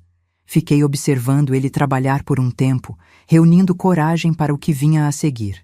Alcides, comecei, a voz mais firme do que me sentia por dentro. Preciso te contar uma coisa, sobre o Jeremias, sobre o que realmente aconteceu antes dele partir. Ele parou o que estava fazendo, me olhando com uma expressão que não consegui decifrar. Que tem? Respirei fundo. Era agora ou nunca. Você lembra do que ele falou naquele dia? Sobre mim e o quartinho? O Alcides franziu a testa, tentando lembrar. Mais ou menos. Falou alguma coisa sobre você chorar, não foi? Sim, confirmei, sentindo o coração acelerar. Ele falou para perguntar para mim sobre o que a gente fazia no quartinho, sobre como eu chorava. E eu nunca contei para ninguém o que realmente acontecia lá, o que eles faziam comigo. O Alcides largou o martelo que segurava, toda a sua atenção voltada para mim agora. Eles quem? O Jeremias e o Osmar. No começo era só o Jeremias, mas depois o Osmar também. Participava. E então, com palavras hesitantes no começo, mas que foram ganhando força à medida que avançava, contei ao meu irmão uma versão editada do horror que tinha vivido. Contei sobre os abusos, sobre as apostas, sobre a humilhação, sobre o medo constante. Não entrei em detalhes gráficos, mas disse o suficiente para que ele entendesse a monstruosidade do que tinha acontecido sob nosso próprio teto. Enquanto falava, observava o rosto dele mudar. Choque, depois raiva, depois uma espécie de compreensão horrorizada. Quando terminei, ele estava pálido, as mãos tremendo ao seu lado. Por que você nunca contou?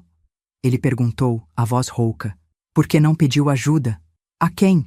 Mãe e pai mal notavam o que acontecia debaixo do nariz deles. E eu tinha medo. Medo que não acreditassem em mim. Medo do que o Jeremias faria se eu contasse. Medo de destruir o que restava da nossa família. Ele assentiu devagar, processando tudo. E o Osmar? Ele participava mesmo disso? No começo, sim. Mas depois ele mudou de ideia. Começou a me proteger. Foi por isso que eles brigaram naquele dia. Não foi só pelo dinheiro. Foi por mim. E o Alcides ficou em silêncio por um longo tempo, olhando para o chão, para suas mãos, para qualquer lugar menos para mim. Finalmente, ele levantou os olhos, e o que vi neles me surpreendeu. Não havia julgamento, não havia descrença. Havia apenas uma tristeza profunda e algo mais. Uma espécie de determinação. Eu sinto muito, Gersina. Ele disse, a voz embargada. Sinto muito que isso tenha acontecido com você. Que você tenha passado por isso sozinha. Que eu não tenha percebido, não tenha ajudado. Você era só uma criança, respondi, sentindo um nó na garganta. Não tinha como saber, não tinha como ajudar. Mesmo assim, ele insistiu, devia ter notado algo. Devia ter, não sei, feito alguma coisa. Não é sua culpa, afirmei, com mais convicção do que tinha sentido em muito tempo. A culpa é deles, só deles. Ele assentiu, parecendo um pouco mais velho, um pouco mais sábio de repente. Por que está me contando isso agora? Era a pergunta que eu temia, e ao mesmo tempo a que mais precisava responder. Porque tenho medo, admiti, a voz baixa. Medo que o que aconteceu não tenha realmente acabado. Que o espírito do Jeremias ainda esteja aqui, de alguma forma. Não como um fantasma, mas como uma sombra, uma influência. E tenho medo que essa influência alcance você, ou o Gumercindo. Ele me olhou, confuso. Como assim? Às vezes, falei, escolhendo as palavras com cuidado. Vejo você olhar para mim de um jeito que me lembra ele, ou falar de um jeito que me lembra ele. E isso me assusta, Alcides, me assusta muito. Ele empalideceu ainda mais, parecendo genuinamente horrorizado. Eu jamais faria algo assim, Gersina. Nunca. Eu sei, apressei-me em dizer, vendo a dor em seus olhos. Eu sei que não faria intencionalmente. Mas o Jeremias, ele tinha um jeito de influenciar as pessoas, de fazê-las querer ser como ele, querer sua aprovação. Fez isso com o Osmar. E temo que, mesmo depois de morto, esteja fazendo isso com você. O Alcides ficou em silêncio novamente, pensativo. Quando falou, sua voz tinha uma determinação que nunca tinha ouvido antes. Não vai acontecer, ele afirmou. Não vou deixar. Nunca quis ser como o Jeremias. Sempre quis ser como o pai, trabalhador, honesto. Ou como você, inteligente, forte. Nunca como ele. Não sei porquê, mas acreditei nele. Talvez fosse a convicção em sua voz, a sinceridade em seus olhos. Ou talvez fosse apenas minha necessidade desesperada de acreditar, de confiar, de ter pelo menos um aliado naquela casa de sombras. Obrigada, falei, sentindo um peso sair dos meus ombros, por acreditar em mim, por entender. Ele se levantou, hesitou por um momento, e então fez algo que não fazia desde que éramos pequenos. Me abraçou. Um abraço desajeitado, de adolescente, mas sincero. Nunca mais vai acontecer, ele prometeu, a voz abafada contra meu cabelo. Não vou deixar. Vou proteger você, Gersina. E o Gumercindo também. Naquele momento, senti algo que não sentia há muito tempo. Esperança. Esperança de que talvez, apenas talvez, pudéssemos superar as sombras do passado. De que pudéssemos reconstruir algo das ruínas de nossa família. De que a história não precisava se repetir, o ciclo poderia ser quebrado. O poder das palavras, mais uma vez, tinha provado seu valor. Não apenas para ferir, para manipular, para destruir, mas para curar, para unir, para transformar. E enquanto voltávamos juntos para dentro de casa, lado a lado, senti que tinha dado um passo importante em direção à minha própria libertação. Não estava mais sozinha com meus segredos, com meus medos. Tinha um aliado, um protetor, um irmão de verdade. O fantasma do Jeremias ainda estava lá, nas sombras da nossa casa, nas memórias que nunca desapareceriam completamente. Mas agora, pela primeira vez, senti que talvez, apenas talvez, pudéssemos vencê-lo juntos. Os meses que se seguiram à minha conversa com o Alcides trouxeram uma paz que eu nunca imaginei ser possível em nossa casa. Era como se aquelas palavras, aquela verdade compartilhada, tivessem aberto uma janela em um quarto há muito tempo fechado, deixando entrar ar fresco e luz do sol. Não que tudo tivesse mudado da noite para o dia, claro. As feridas ainda estavam lá, profundas e doloridas. Mas agora havia algo novo também. Uma aliança, um entendimento, uma proteção mútua. O Alcides cumpriu sua promessa de me proteger e ao Gumercindo também. Notei como ele passou a ficar mais atento, mais presente. Se antes ele vivia no próprio mundo, agora parecia sempre estar de olho em quem entrava na casa, em quem se aproximava de mim ou do nosso irmão mais novo. Quando meu pai bebia demais e ficava com aquele olhar perigoso que todos conhecíamos bem, era o Alcides que inventava uma desculpa para me tirar da sala, para levar o Gumercindo para fora, para afastar a gente do perigo. Tinha quase 14 anos nessa época, e o Alcides, 13. Éramos ainda crianças, de muitas formas, mas a vida já tinha nos ensinado lições que muitos adultos nunca aprendem. Sobre dor, sobre perda, sobre o mal que pode existir até mesmo dentro daqueles que deveriam nos proteger. Mas também sobre força, sobre resistência, sobre o poder de se reconstruir a partir dos cacos. Foi nessa época que recebi uma notícia que mudaria tudo de novo. Dona Ordália me chamou depois da aula, o rosto sério, mas com um brilho de excitação nos olhos. Gersina, ela disse, sentando-se ao meu lado como fazia quando tinha algo importante para contar. Lembra daquele concurso de redação que você participou no mês passado? Sobre o Brasil que queremos? Assenti, me lembrando da redação que tinha escrito com tanto cuidado, falando sobre um país sem fome, sem desigualdade, onde todas as crianças pudessem estudar e sonhar. Você ganhou, ela anunciou, um sorriso abrindo em seu rosto. Ganhou o primeiro lugar na categoria juvenil. Fiquei em choque por um momento, sem conseguir processar o que aquilo significava. Ganhei? Mesmo? Mesmo. E sabe o que isso significa? Você vai receber uma bolsa de estudos para continuar seus estudos no Colégio das Freiras em Barbacena. Tudo pago. Moradia no internato, alimentação, uniformes, livros, tudo, Gersina. O mundo pareceu girar ao meu redor. Uma bolsa de estudos? Um internato em Barbacena? Sair de São João del Rei? Da minha casa? Da minha família? Mas meus pais nunca vão deixar, falei, a realidade se impondo sobre o sonho. Precisam de mim em casa para ajudar com tudo. Dona Ordália apertou minha mão, seu olhar determinado. Deixe que eu falo com eles. Vou explicar a oportunidade única que é essa, como pode mudar sua vida. E se precisar, falo com o padre Antônio também, para ele convencer seus pais. Saí da escola naquele dia com a cabeça nas nuvens, o coração batendo entre o medo e a esperança. Uma chance de sair, de estudar, de ter um futuro diferente. Era tudo que eu sempre tinha sonhado.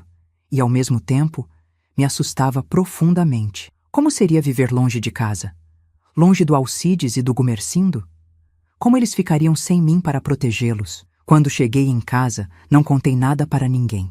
Queria esperar, ver se a Dona Ordália conseguiria mesmo convencer meus pais antes de criar esperanças ou medos. Mas naquela noite, deitada no meu cantinho atrás da cortina de retalhos, não consegui dormir. Minha mente fervilhava com possibilidades, com sonhos, com temores. 2 dias depois, Dona Ordália apareceu em nossa casa, acompanhada pelo padre Antônio. Meu pai, surpreso com a visita inesperada, convidou os dois para entrar, oferecendo o melhor banco da sala, aquele que não estava quebrado. Minha mãe, envergonhada pela simplicidade de nossa casa, correu para fazer um café. Fiquei no canto da sala, quase escondida atrás da porta da cozinha, ouvindo enquanto Dona Ordália explicava sobre o concurso, sobre minha redação premiada, sobre a bolsa de estudos. Falou com eloquência sobre a oportunidade única que era aquela, sobre como poderia mudar minha vida, abrir portas que de outra forma permaneceriam fechadas. Sua filha é excepcional, seu Odorico, ela disse, a voz cheia de convicção.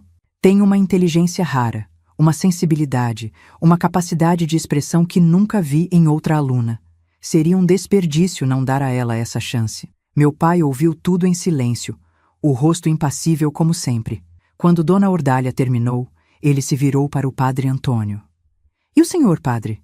O que acha disso? O padre, um homem de meia idade com olhos bondosos, assentiu gravemente. Acho que é a vontade de Deus, seu Odorico. Esse talento que sua filha tem, essa oportunidade que surgiu, não são coincidências. São providências divinas. E quem somos nós para ir contra a vontade de Deus? Vi meu pai considerar isso, o argumento religioso claramente tendo mais peso para ele do que qualquer apelo à educação ou ao futuro. Finalmente ele se virou para minha mãe. Adelina, o que você acha? Minha mãe, que tinha servido o café e se sentado quieta em um canto, me olhou com uma expressão que não consegui decifrar completamente. Havia tristeza ali, uma certa resignação, mas também algo mais... orgulho, talvez? Esperança? Acho que ela deve ir, minha mãe disse finalmente, a voz baixa mas firme. Se Deus abriu essa porta, quem somos nós para fechá-la? Meu coração deu um salto. Eles estavam considerando, realmente considerando deixar eu ir. Mas quem vai ajudar com a casa? Meu pai argumentou franzindo a testa. Quem vai cuidar do Gumercindo? Ajudar com as costuras?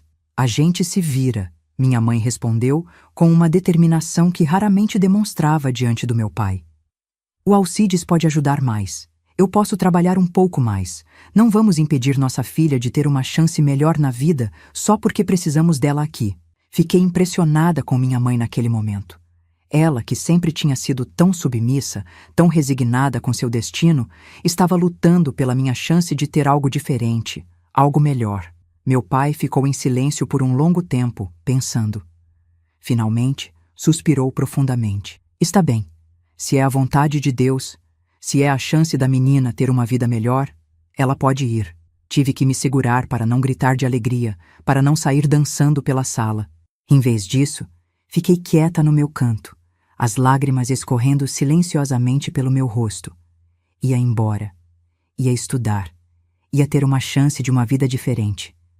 Os preparativos para minha partida começaram imediatamente.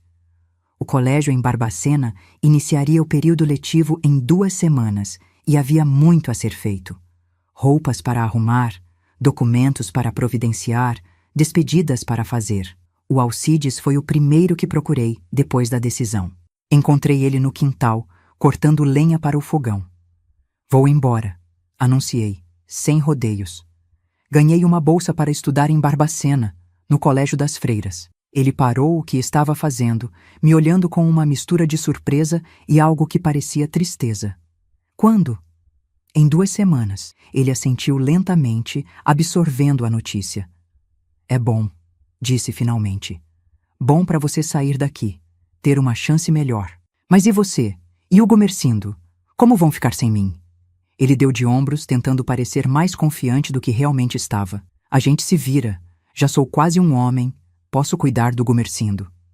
Tenho medo, confessei, a voz baixa. Medo do que pode acontecer quando eu não estiver aqui. O Alcides largou o machado, se aproximando de mim com uma expressão séria. Não precisa ter medo, Sina. Eu entendi o que você me contou, sobre o Jeremias, sobre o que ele fez. E prometo que nunca, nunca vou ser como ele. Vou proteger o Gomercindo como você me protegeu. Quis acreditar nele. Realmente quis. Mas havia um medo persistente, uma sombra que não conseguia afastar completamente. E se o Alcides mudasse sem mim por perto? E se aquele fantasma, aquela influência maligna do Jeremias, encontrasse uma brecha para entrar novamente em nossa família? Foi então que tive uma ideia. Uma ideia nascida daquele poder das palavras que tinha descoberto, daquela capacidade de moldar realidades, de influenciar comportamentos, de criar e destruir alianças. Alcides, falei, mantendo a voz baixa, mesmo que estivéssemos sozinhos no quintal. Tem uma coisa que você precisa saber. Algo que nunca contei a ninguém, nem mesmo a você naquele dia. Ele me olhou, curioso. O quê? Antes de morrer, o Jeremias me disse algo. Algo sobre você. Era uma mentira, claro. Mas uma mentira com propósito, com intenção, com um objetivo maior que a simples verdade. O que ele disse? Perguntou o Alcides, visivelmente tenso. Disse que você seria o próximo, que tinha visto algo em você, uma semelhança com ele. Que quando ele não estivesse mais aqui, você assumiria o lugar dele. O rosto do Alcides empalideceu. Isso não é verdade. Eu nunca seria como ele. Eu sei. Apressei-me a dizer, colocando a mão em seu braço. Eu sei que você não seria. Mas ele pensava que sim. E isso me assusta, Alcides. Me assusta pensar que ele viu algo em você que talvez nem você mesmo saiba que existe. Ele recuou um passo, como se minhas palavras fossem um golpe físico. Não tem nada dele em mim, Gersina. Nada. Então prove, desafiei, olhando fixamente em seus olhos. Prove que ele estava errado. Seja diferente em tudo. Seja gentil quando ele seria cruel. Seja honesto quando ele mentiria. Seja protetor quando ele seria predador. O Alcides engoliu em seco, assentindo devagar. Vou provar. Você vai ver. Quando voltar nas férias, vai ver que ele estava errado sobre mim. E o Gomercindo? Perguntei, pressionando o ponto. Vai protegê-lo como eu protegi você? Com minha vida. Ele prometeu, a voz firme apesar do rosto pálido. Ninguém vai tocar nele enquanto eu estiver por perto. Ninguém. Senti um alívio cauteloso se espalhar pelo meu peito. A semente estava plantada. A aliança entre o Alcides e o fantasma do Jeremias, se é que alguma vez existiu, estava destruída. Agora havia uma nova aliança, uma nova promessa, um novo pacto, entre o Alcides e o Gomercindo, entre protetor e protegido. Mas ainda havia o Gomercindo. Como contar a ele que eu estava indo embora? Como garantir que ele ficaria bem, que entenderia, que não se sentiria abandonado? Encontrei ele na tarde seguinte, sentado na beira do riacho que passava perto de casa, jogando pedrinhas na água. Sentei ao lado dele, em silêncio por um tempo, apenas observando os círculos que as pedras faziam ao cair na água. Vou ter que ir embora por um tempo, Gomercindo. Falei finalmente, escolhendo as palavras com cuidado. Vou estudar numa escola, longe daqui. Ele parou de jogar pedras, me olhando com aqueles olhos grandes e tristes que tinha desde a tragédia. Por quanto tempo? Até as férias. Depois volto para visitar, mas terei que voltar para a da escola de novo. Ele assentiu, processando a informação. É porque não gosta mais da gente? Da casa? Meu coração se apertou. Claro que não. Amo vocês mais que tudo. É uma oportunidade, entende? Uma chance de estudar, de aprender, de ter um futuro melhor. Vai ser médica? Ele perguntou, e havia um brilho de admiração em seus olhos que me pegou de surpresa.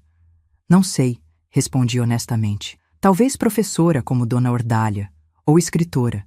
Mas seja o que for, um dia vou ganhar dinheiro suficiente para levar você e o Alcides para morar comigo, numa casa boa, numa cidade grande. Jura? Ele perguntou, os olhos se iluminando com esperança. Juro, respondi, pegando sua mão pequena entre as minhas. Mas enquanto isso, você precisa ser forte. Precisa estudar, ajudar a mãe e o pai, obedecer o Alcides. Ele fez que sim com a cabeça, sério. O Alcides disse que vai cuidar de mim agora, que vai ser como você. Sorri, aliviada por saber que o Alcides já tinha conversado com ele, já tinha assumido o papel de protetor. E vai mesmo. Mas você também precisa cuidar dele, entende? Vocês são irmãos, precisam cuidar um do outro. Ele assentiu novamente, parecendo mais velho, mais maduro do que seus 9 anos. Vou sentir sua falta, Sina. Eu também vou sentir sua falta, meu pequeno. Respondi, engolindo o nó que se formou na minha garganta. Mas vou escrever cartas. Muitas cartas. E quando voltar nas férias, vou trazer histórias de lugares que você nunca viu, de pessoas que você nunca conheceu.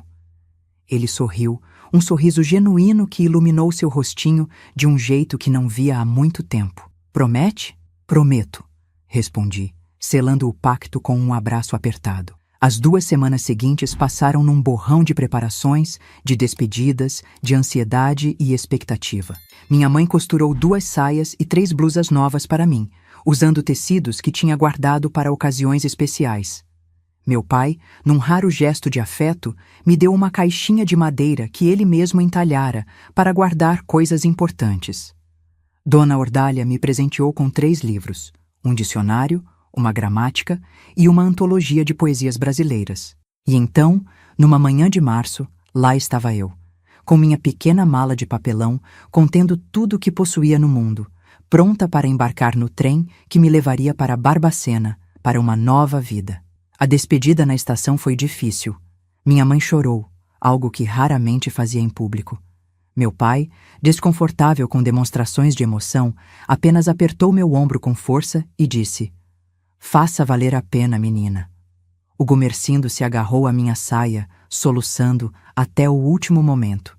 E o Alcides me abraçou forte e sussurrou no meu ouvido: "Não se preocupe, vou cuidar de tudo aqui.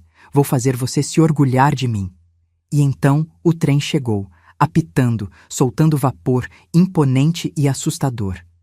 Subi os degraus com pernas trêmulas, encontrei um assento perto da janela e acenei para minha família enquanto o trem começava a se mover, primeiro devagar, depois cada vez mais rápido, levando-me para longe de tudo que conhecia, de tudo que amava, de tudo que temia. Enquanto observava as casas de São João del Rei ficando cada vez menores, até desaparecerem no horizonte, senti uma mistura confusa de emoções. Medo do desconhecido, do que me esperava naquele internato de freiras em Barbacena. Tristeza por deixar minha família, especialmente meus irmãos que tanto precisavam de mim. Culpa por estar, de certa forma, escapando, deixando-os para trás. Mas havia também outra coisa. Um sentimento que mal ousava admitir para mim mesma. Alívio. Alívio por estar saindo daquela casa onde tantas sombras ainda moravam. Alívio por estar deixando para trás o fantasma do Jeremias, os olhares ocasionais do meu pai depois de algumas cachaças, os silêncios pesados da minha mãe. Alívio por, finalmente, ter a chance de ser apenas Gersina. Não a filha, não a irmã, não a vítima, apenas eu mesma, com todas as possibilidades que isso implicava. E havia esperança também. Esperança de que a aliança que tinha destruído, aquela entre o Alcides e o fantasma do Jeremias, permanecesse destruída. Esperança de que a nova aliança que tinha ajudado a forjar entre o Alcides e o Gumercindo, baseada em proteção e cuidado mútuo, se fortalecesse na minha ausência. Esperança de que as sementes que tinha plantado, através do poder das minhas palavras, crescessem fortes e saudáveis. O trem seguia seu caminho, cortando campos e montanhas, levando-me para um futuro incerto, mas cheio de possibilidades. E enquanto observava a paisagem passar, sentia algo estranho, algo que não sentia há muito tempo. Liberdade. A sensação de que, pela primeira vez na vida, meu destino estava em minhas próprias mãos. Não sabia o que me esperava em Barbacena, no Colégio das Freiras, na vida que estava por vir. Mas sabia uma coisa com certeza: nunca mais seria vítima. Nunca mais seria silenciada. Nunca mais deixaria que o mal, em qualquer de suas formas, destruísse o que eu amava sem lutar. O poder das palavras tinha me mostrado isso, que mesmo nos momentos mais escuros, temos a capacidade de influenciar, de mudar, de transformar. E eu levava esse poder comigo, como uma arma secreta, uma ferramenta preciosa, um talismã contra as sombras que sempre ameaçariam voltar. O trem seguia seu curso, e eu seguia o meu. Para onde exatamente, só o tempo diria. Mas estava indo. E isso, por si só, já era uma vitória. Já se passaram tantos anos desde aquela manhã na estação de trem. Hoje, aos 83 anos, sentada na varanda da minha casa em Belo Horizonte, olhando para o jardim florido que plantei com minhas próprias mãos, ainda me lembro de tudo como se fosse ontem. O Colégio das Freiras em Barbacena foi meu primeiro passo para a liberdade. Não foi fácil no começo. As regras rígidas, o silêncio obrigatório durante as refeições, os olhares curiosos das outras meninas para a novata do interior com roupas simples e sotaque carregado. Mas tinha algo dentro de mim, uma força que nem eu mesma conhecia completamente, que me fez seguir adiante dia após dia. As freiras logo perceberam meu amor pelos livros, minha sede de conhecimento. Irmã Conceição, a bibliotecária, tornou-se minha primeira mentora, abrindo as portas daquele paraíso de livros que era a biblioteca do colégio. Leia tudo, Gersina, ela dizia. Conhecimento é o único bem que ninguém pode tirar de você. Durante as férias, voltava para São João del Rei. A primeira volta foi a mais difícil. Tinha medo do que encontraria, das mudanças que poderiam ter ocorrido na minha ausência. Mas, para meu alívio, encontrei o Alcides cumprindo sua promessa. Tinha se tornado o protetor do Gumercindo, mantendo-o seguro, ajudando-o na escola, sendo o irmão mais velho que nunca tivemos de verdade. Você está diferente, Sina, o Alcides me disse durante aquela primeira visita. Tem um brilho nos olhos. Parece livre. E era verdade. Cada mês longe de São João del Rei, longe daquela casa, longe das sombras do passado, me transformava um pouco mais. Como uma planta que finalmente encontra a luz depois de crescer nas sombras, eu florescia. Os anos no internato passaram rápido. Me formei com honras, ganhando uma nova bolsa para continuar os estudos na escola normal em Belo Horizonte. Ia me tornar professora, como Dona Ordália, minha primeira inspiração. Foi nessa época que recebi a notícia. Meu pai tinha falecido. Um acidente na fábrica, uma máquina que falhou, uma vida que se apagou em instantes. Voltei para o enterro, o coração pesado não de tristeza, mas de um sentimento complexo que não conseguia nomear. Nunca tínhamos sido próximos, meu pai e eu. Ele nunca tinha sido cruel, mas também nunca tinha sido verdadeiramente presente, verdadeiramente protetor, verdadeiramente pai. No enterro, notei como o Alcides, então com 17 anos, segurava firme a mão da nossa mãe. Como ele consolava o Gumercindo, então com 13. Como ele tinha assumido o papel de homem da casa com uma dignidade silenciosa que me encheu de orgulho. Minha mentira, minha manipulação de anos atrás, tinha dado frutos que eu jamais poderia prever. Tinha criado não um monstro como o Jeremias, mas um protetor, um homem de verdade. Depois do enterro, minha mãe me chamou para um canto. Sua avó deixou uma casa pequena na cidade, ela disse. Estou pensando em vender o sítio, ir para lá com os meninos. O Alcides já arrumou trabalho na loja do seu Gumercindo. O Gumercindo está indo bem na escola. Vai ser melhor para nós. Concordei, aliviada por saber que estariam na cidade, mais perto de recursos, mais longe da casa onde tantas sombras ainda moravam. Voltei para Belo Horizonte, para meus estudos, para a nova vida que estava construindo. Mandava dinheiro todo mês, visitava quando podia, mantinha contato por cartas. Aos poucos, a ferida foi cicatrizando, nunca desaparecendo completamente, mas se tornando uma marca menos dolorosa, um lembrete do que tinha sobrevivido, do que tinha superado. Me formei na escola normal e comecei a dar aulas numa escola pública de Belo Horizonte. Amava meu trabalho. Amava ver os olhos das crianças se iluminarem quando aprendiam algo novo, quando descobriam o poder transformador das palavras e do conhecimento. Foi numa festa de professores que conheci o Joaquim. Ele ensinava matemática numa escola próxima, era viúvo, tinha um sorriso gentil e olhos que inspiravam confiança. Nossa aproximação foi lenta, cautelosa, principalmente da minha parte. Os horrores do passado tinham deixado marcas profundas, tornando difícil confiar, se abrir, se permitir ser vulnerável. Mas o Joaquim foi paciente. Não pressionou, não exigiu, não questionou. Simplesmente esteve lá, constante como uma rocha, gentil como uma brisa de verão. E aos poucos, muito aos poucos, as muralhas que tinha construído ao redor do meu coração foram cedendo. No dia em que finalmente contei a ele sobre o meu passado, não tudo, não os detalhes mais sórdidos, mas o suficiente para que entendesse as cicatrizes que carregava, ele segurou minhas mãos, olhou nos meus olhos e disse: Gersina, você é a pessoa mais forte que já conheci e prometo que, enquanto eu viver, ninguém nunca mais vai te machucar assim. Acreditei nele.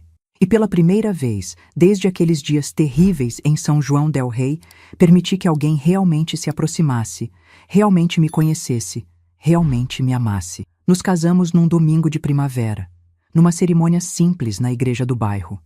Minha mãe veio, junto com o Alcides e o Gumercindo. O Alcides, já um homem de 22 anos, trabalhando como gerente da loja onde tinha começado como auxiliar. O Gumercindo, com 18, prestes a começar a faculdade de Direito, graças a uma bolsa que consegui para ele através da escola onde lecionava. Foi uma das épocas mais felizes da minha vida. Tinha um trabalho que amava, um marido que me respeitava e me adorava, uma família que, apesar de todas as tragédias e dificuldades, tinha encontrado seu caminho. As sombras do passado ainda apareciam ocasionalmente, em pesadelos, em momentos de insegurança, em reações exageradas a situações que lembravam, mesmo que vagamente, aqueles tempos terríveis, mas já não controlavam minha vida, não definiam quem eu era. Tivemos uma filha, a Helena, nomeada em homenagem à minha sogra. E então, 3 anos depois, um filho, o Antônio, nome do meu sogro. Criei meus filhos com todo o amor, toda a proteção, toda a liberdade que não tive. Contei histórias, ensinei valores, mostrei a eles o poder transformador das palavras e do conhecimento. E sempre, sempre, fiquei atenta a qualquer sinal, qualquer indício de que as sombras do passado pudessem ameaçar meus filhos. Não como uma obsessão, não como um medo paralisante, mas como uma vigilância consciente, uma determinação feroz de quebrar qualquer ciclo antes mesmo que pudesse começar. Os anos foram passando. Minha mãe faleceu pacificamente durante o sono, aos 72 anos. O Alcides se casou, teve 3 filhos, expandiu o negócio que agora era seu, construiu uma vida sólida e respeitável em São João del Rei. O Gumercindo se formou em Direito, mudou-se para o Rio de Janeiro, tornou-se um advogado respeitado, defensor de causas sociais. E o Osmar? Ah, o Osmar. Por muitos anos não soubemos nada dele. Era como se tivesse desaparecido da face da terra naquele dia em que fugiu após a morte do Jeremias. Até que um dia, quase 20 anos depois, recebi uma carta com um selo estrangeiro. Querida irmã, começava a carta. Espero que esta encontre você bem, feliz, em paz. Estou escrevendo da Argentina, onde vivo há muitos anos. Construí uma vida aqui, longe do passado, longe das sombras. Tenho uma esposa, 2 filhos. Sou carpinteiro, trabalho com as mãos, construo ao invés de destruir. A carta continuava, contando brevemente sobre sua vida, suas escolhas, seu arrependimento pelo passado. E terminava com um pedido. Não peço seu perdão, Gersina. Sei que o que fiz, o que permiti que fosse feito, é imperdoável. Só quero que saiba que nunca esqueci, nunca deixei de me arrepender, nunca deixei de torcer pela sua felicidade, mesmo de longe. Chorei ao ler aquelas palavras. Chorei pelo menino que o Osmar tinha sido, pelo homem que tinha se tornado, pelo horror que tínhamos compartilhado, pela redenção que ele parecia ter encontrado à sua maneira. Não respondi imediatamente. Precisava de tempo para processar, para decidir se queria reabrir aquela porta, restabelecer aquela conexão. Finalmente, meses depois, enviei uma resposta curta, contando um pouco sobre minha vida, minha família, evitando tocar diretamente no passado. Terminei com: espero que você tenha encontrado paz, Osmar. Eu encontrei a minha. Mantivemos um contato esporádico desde então. Cartas ocasionais, notícias familiares, sempre dançando ao redor das sombras do passado, sem nunca realmente confrontá-las diretamente. Era o suficiente. Era o que podíamos oferecer um ao outro após tudo o que tinha acontecido. A vida seguiu seu curso. Meus filhos cresceram, se casaram, me deram netos. O Joaquim e eu envelhecemos juntos, compartilhando alegrias, superando dificuldades, construindo uma vida que, apesar de simples, era rica em amor, em respeito, em paz. Quando o Joaquim partiu, há 5 anos, após uma longa batalha contra o câncer, achei que não sobreviveria à dor. Mas sobrevivi, como sempre tinha sobrevivido, como tinha aprendido a sobreviver desde aqueles dias terríveis em São João del Rei. Hoje, aos 83 anos, olho para trás e vejo uma vida que, apesar de seu início trágico, foi plena, significativa, vitoriosa. Vejo os rostos dos meus filhos, dos meus netos, e sei que consegui quebrar o ciclo. Que as sombras do passado, por mais poderosas que fossem, não conseguiram se estender até a próxima geração. Que o poder das palavras, aquele mesmo poder que descobri ainda menina, manipulando meus irmãos para proteger a mim mesma e a eles, serviu no final para criar, para ensinar, para curar e não para destruir. E o que aprendi depois de toda essa jornada? Que somos mais fortes do que imaginamos, que as feridas mais profundas podem cicatrizar, mesmo que deixem marcas, que é possível encontrar luz mesmo na escuridão mais absoluta, e que, no final, o que define nossa vida não são as coisas terríveis que nos acontecem, mas como escolhemos responder a elas. É isso que queria compartilhar com vocês hoje, meus queridos que me assistem. Essa história dolorosa, mas também de esperança e superação. Espero que de alguma forma ela toque seus corações, faça vocês refletirem, talvez até ajude alguém que esteja passando por momentos difíceis. Se gostaram da minha história, por favor, deixem um like aí embaixo e se inscrevam no canal para acompanhar mais histórias de vovós como eu, que carregam marcas profundas, mas também muita sabedoria para compartilhar. E não esqueçam de entrar no nosso grupo de WhatsApp. O link está na descrição do vídeo. Lá compartilhamos todos os dias histórias reais de outras vovós, mulheres que, como eu, transformaram dor em força e encontraram maneiras de seguir em frente mesmo depois das piores tempestades. Quem sabe você não encontra um pouquinho de si mesmo ou de alguém que conhece nessas histórias? Obrigada por me ouvirem.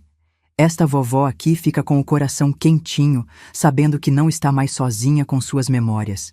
Que Deus abençoe todos vocês.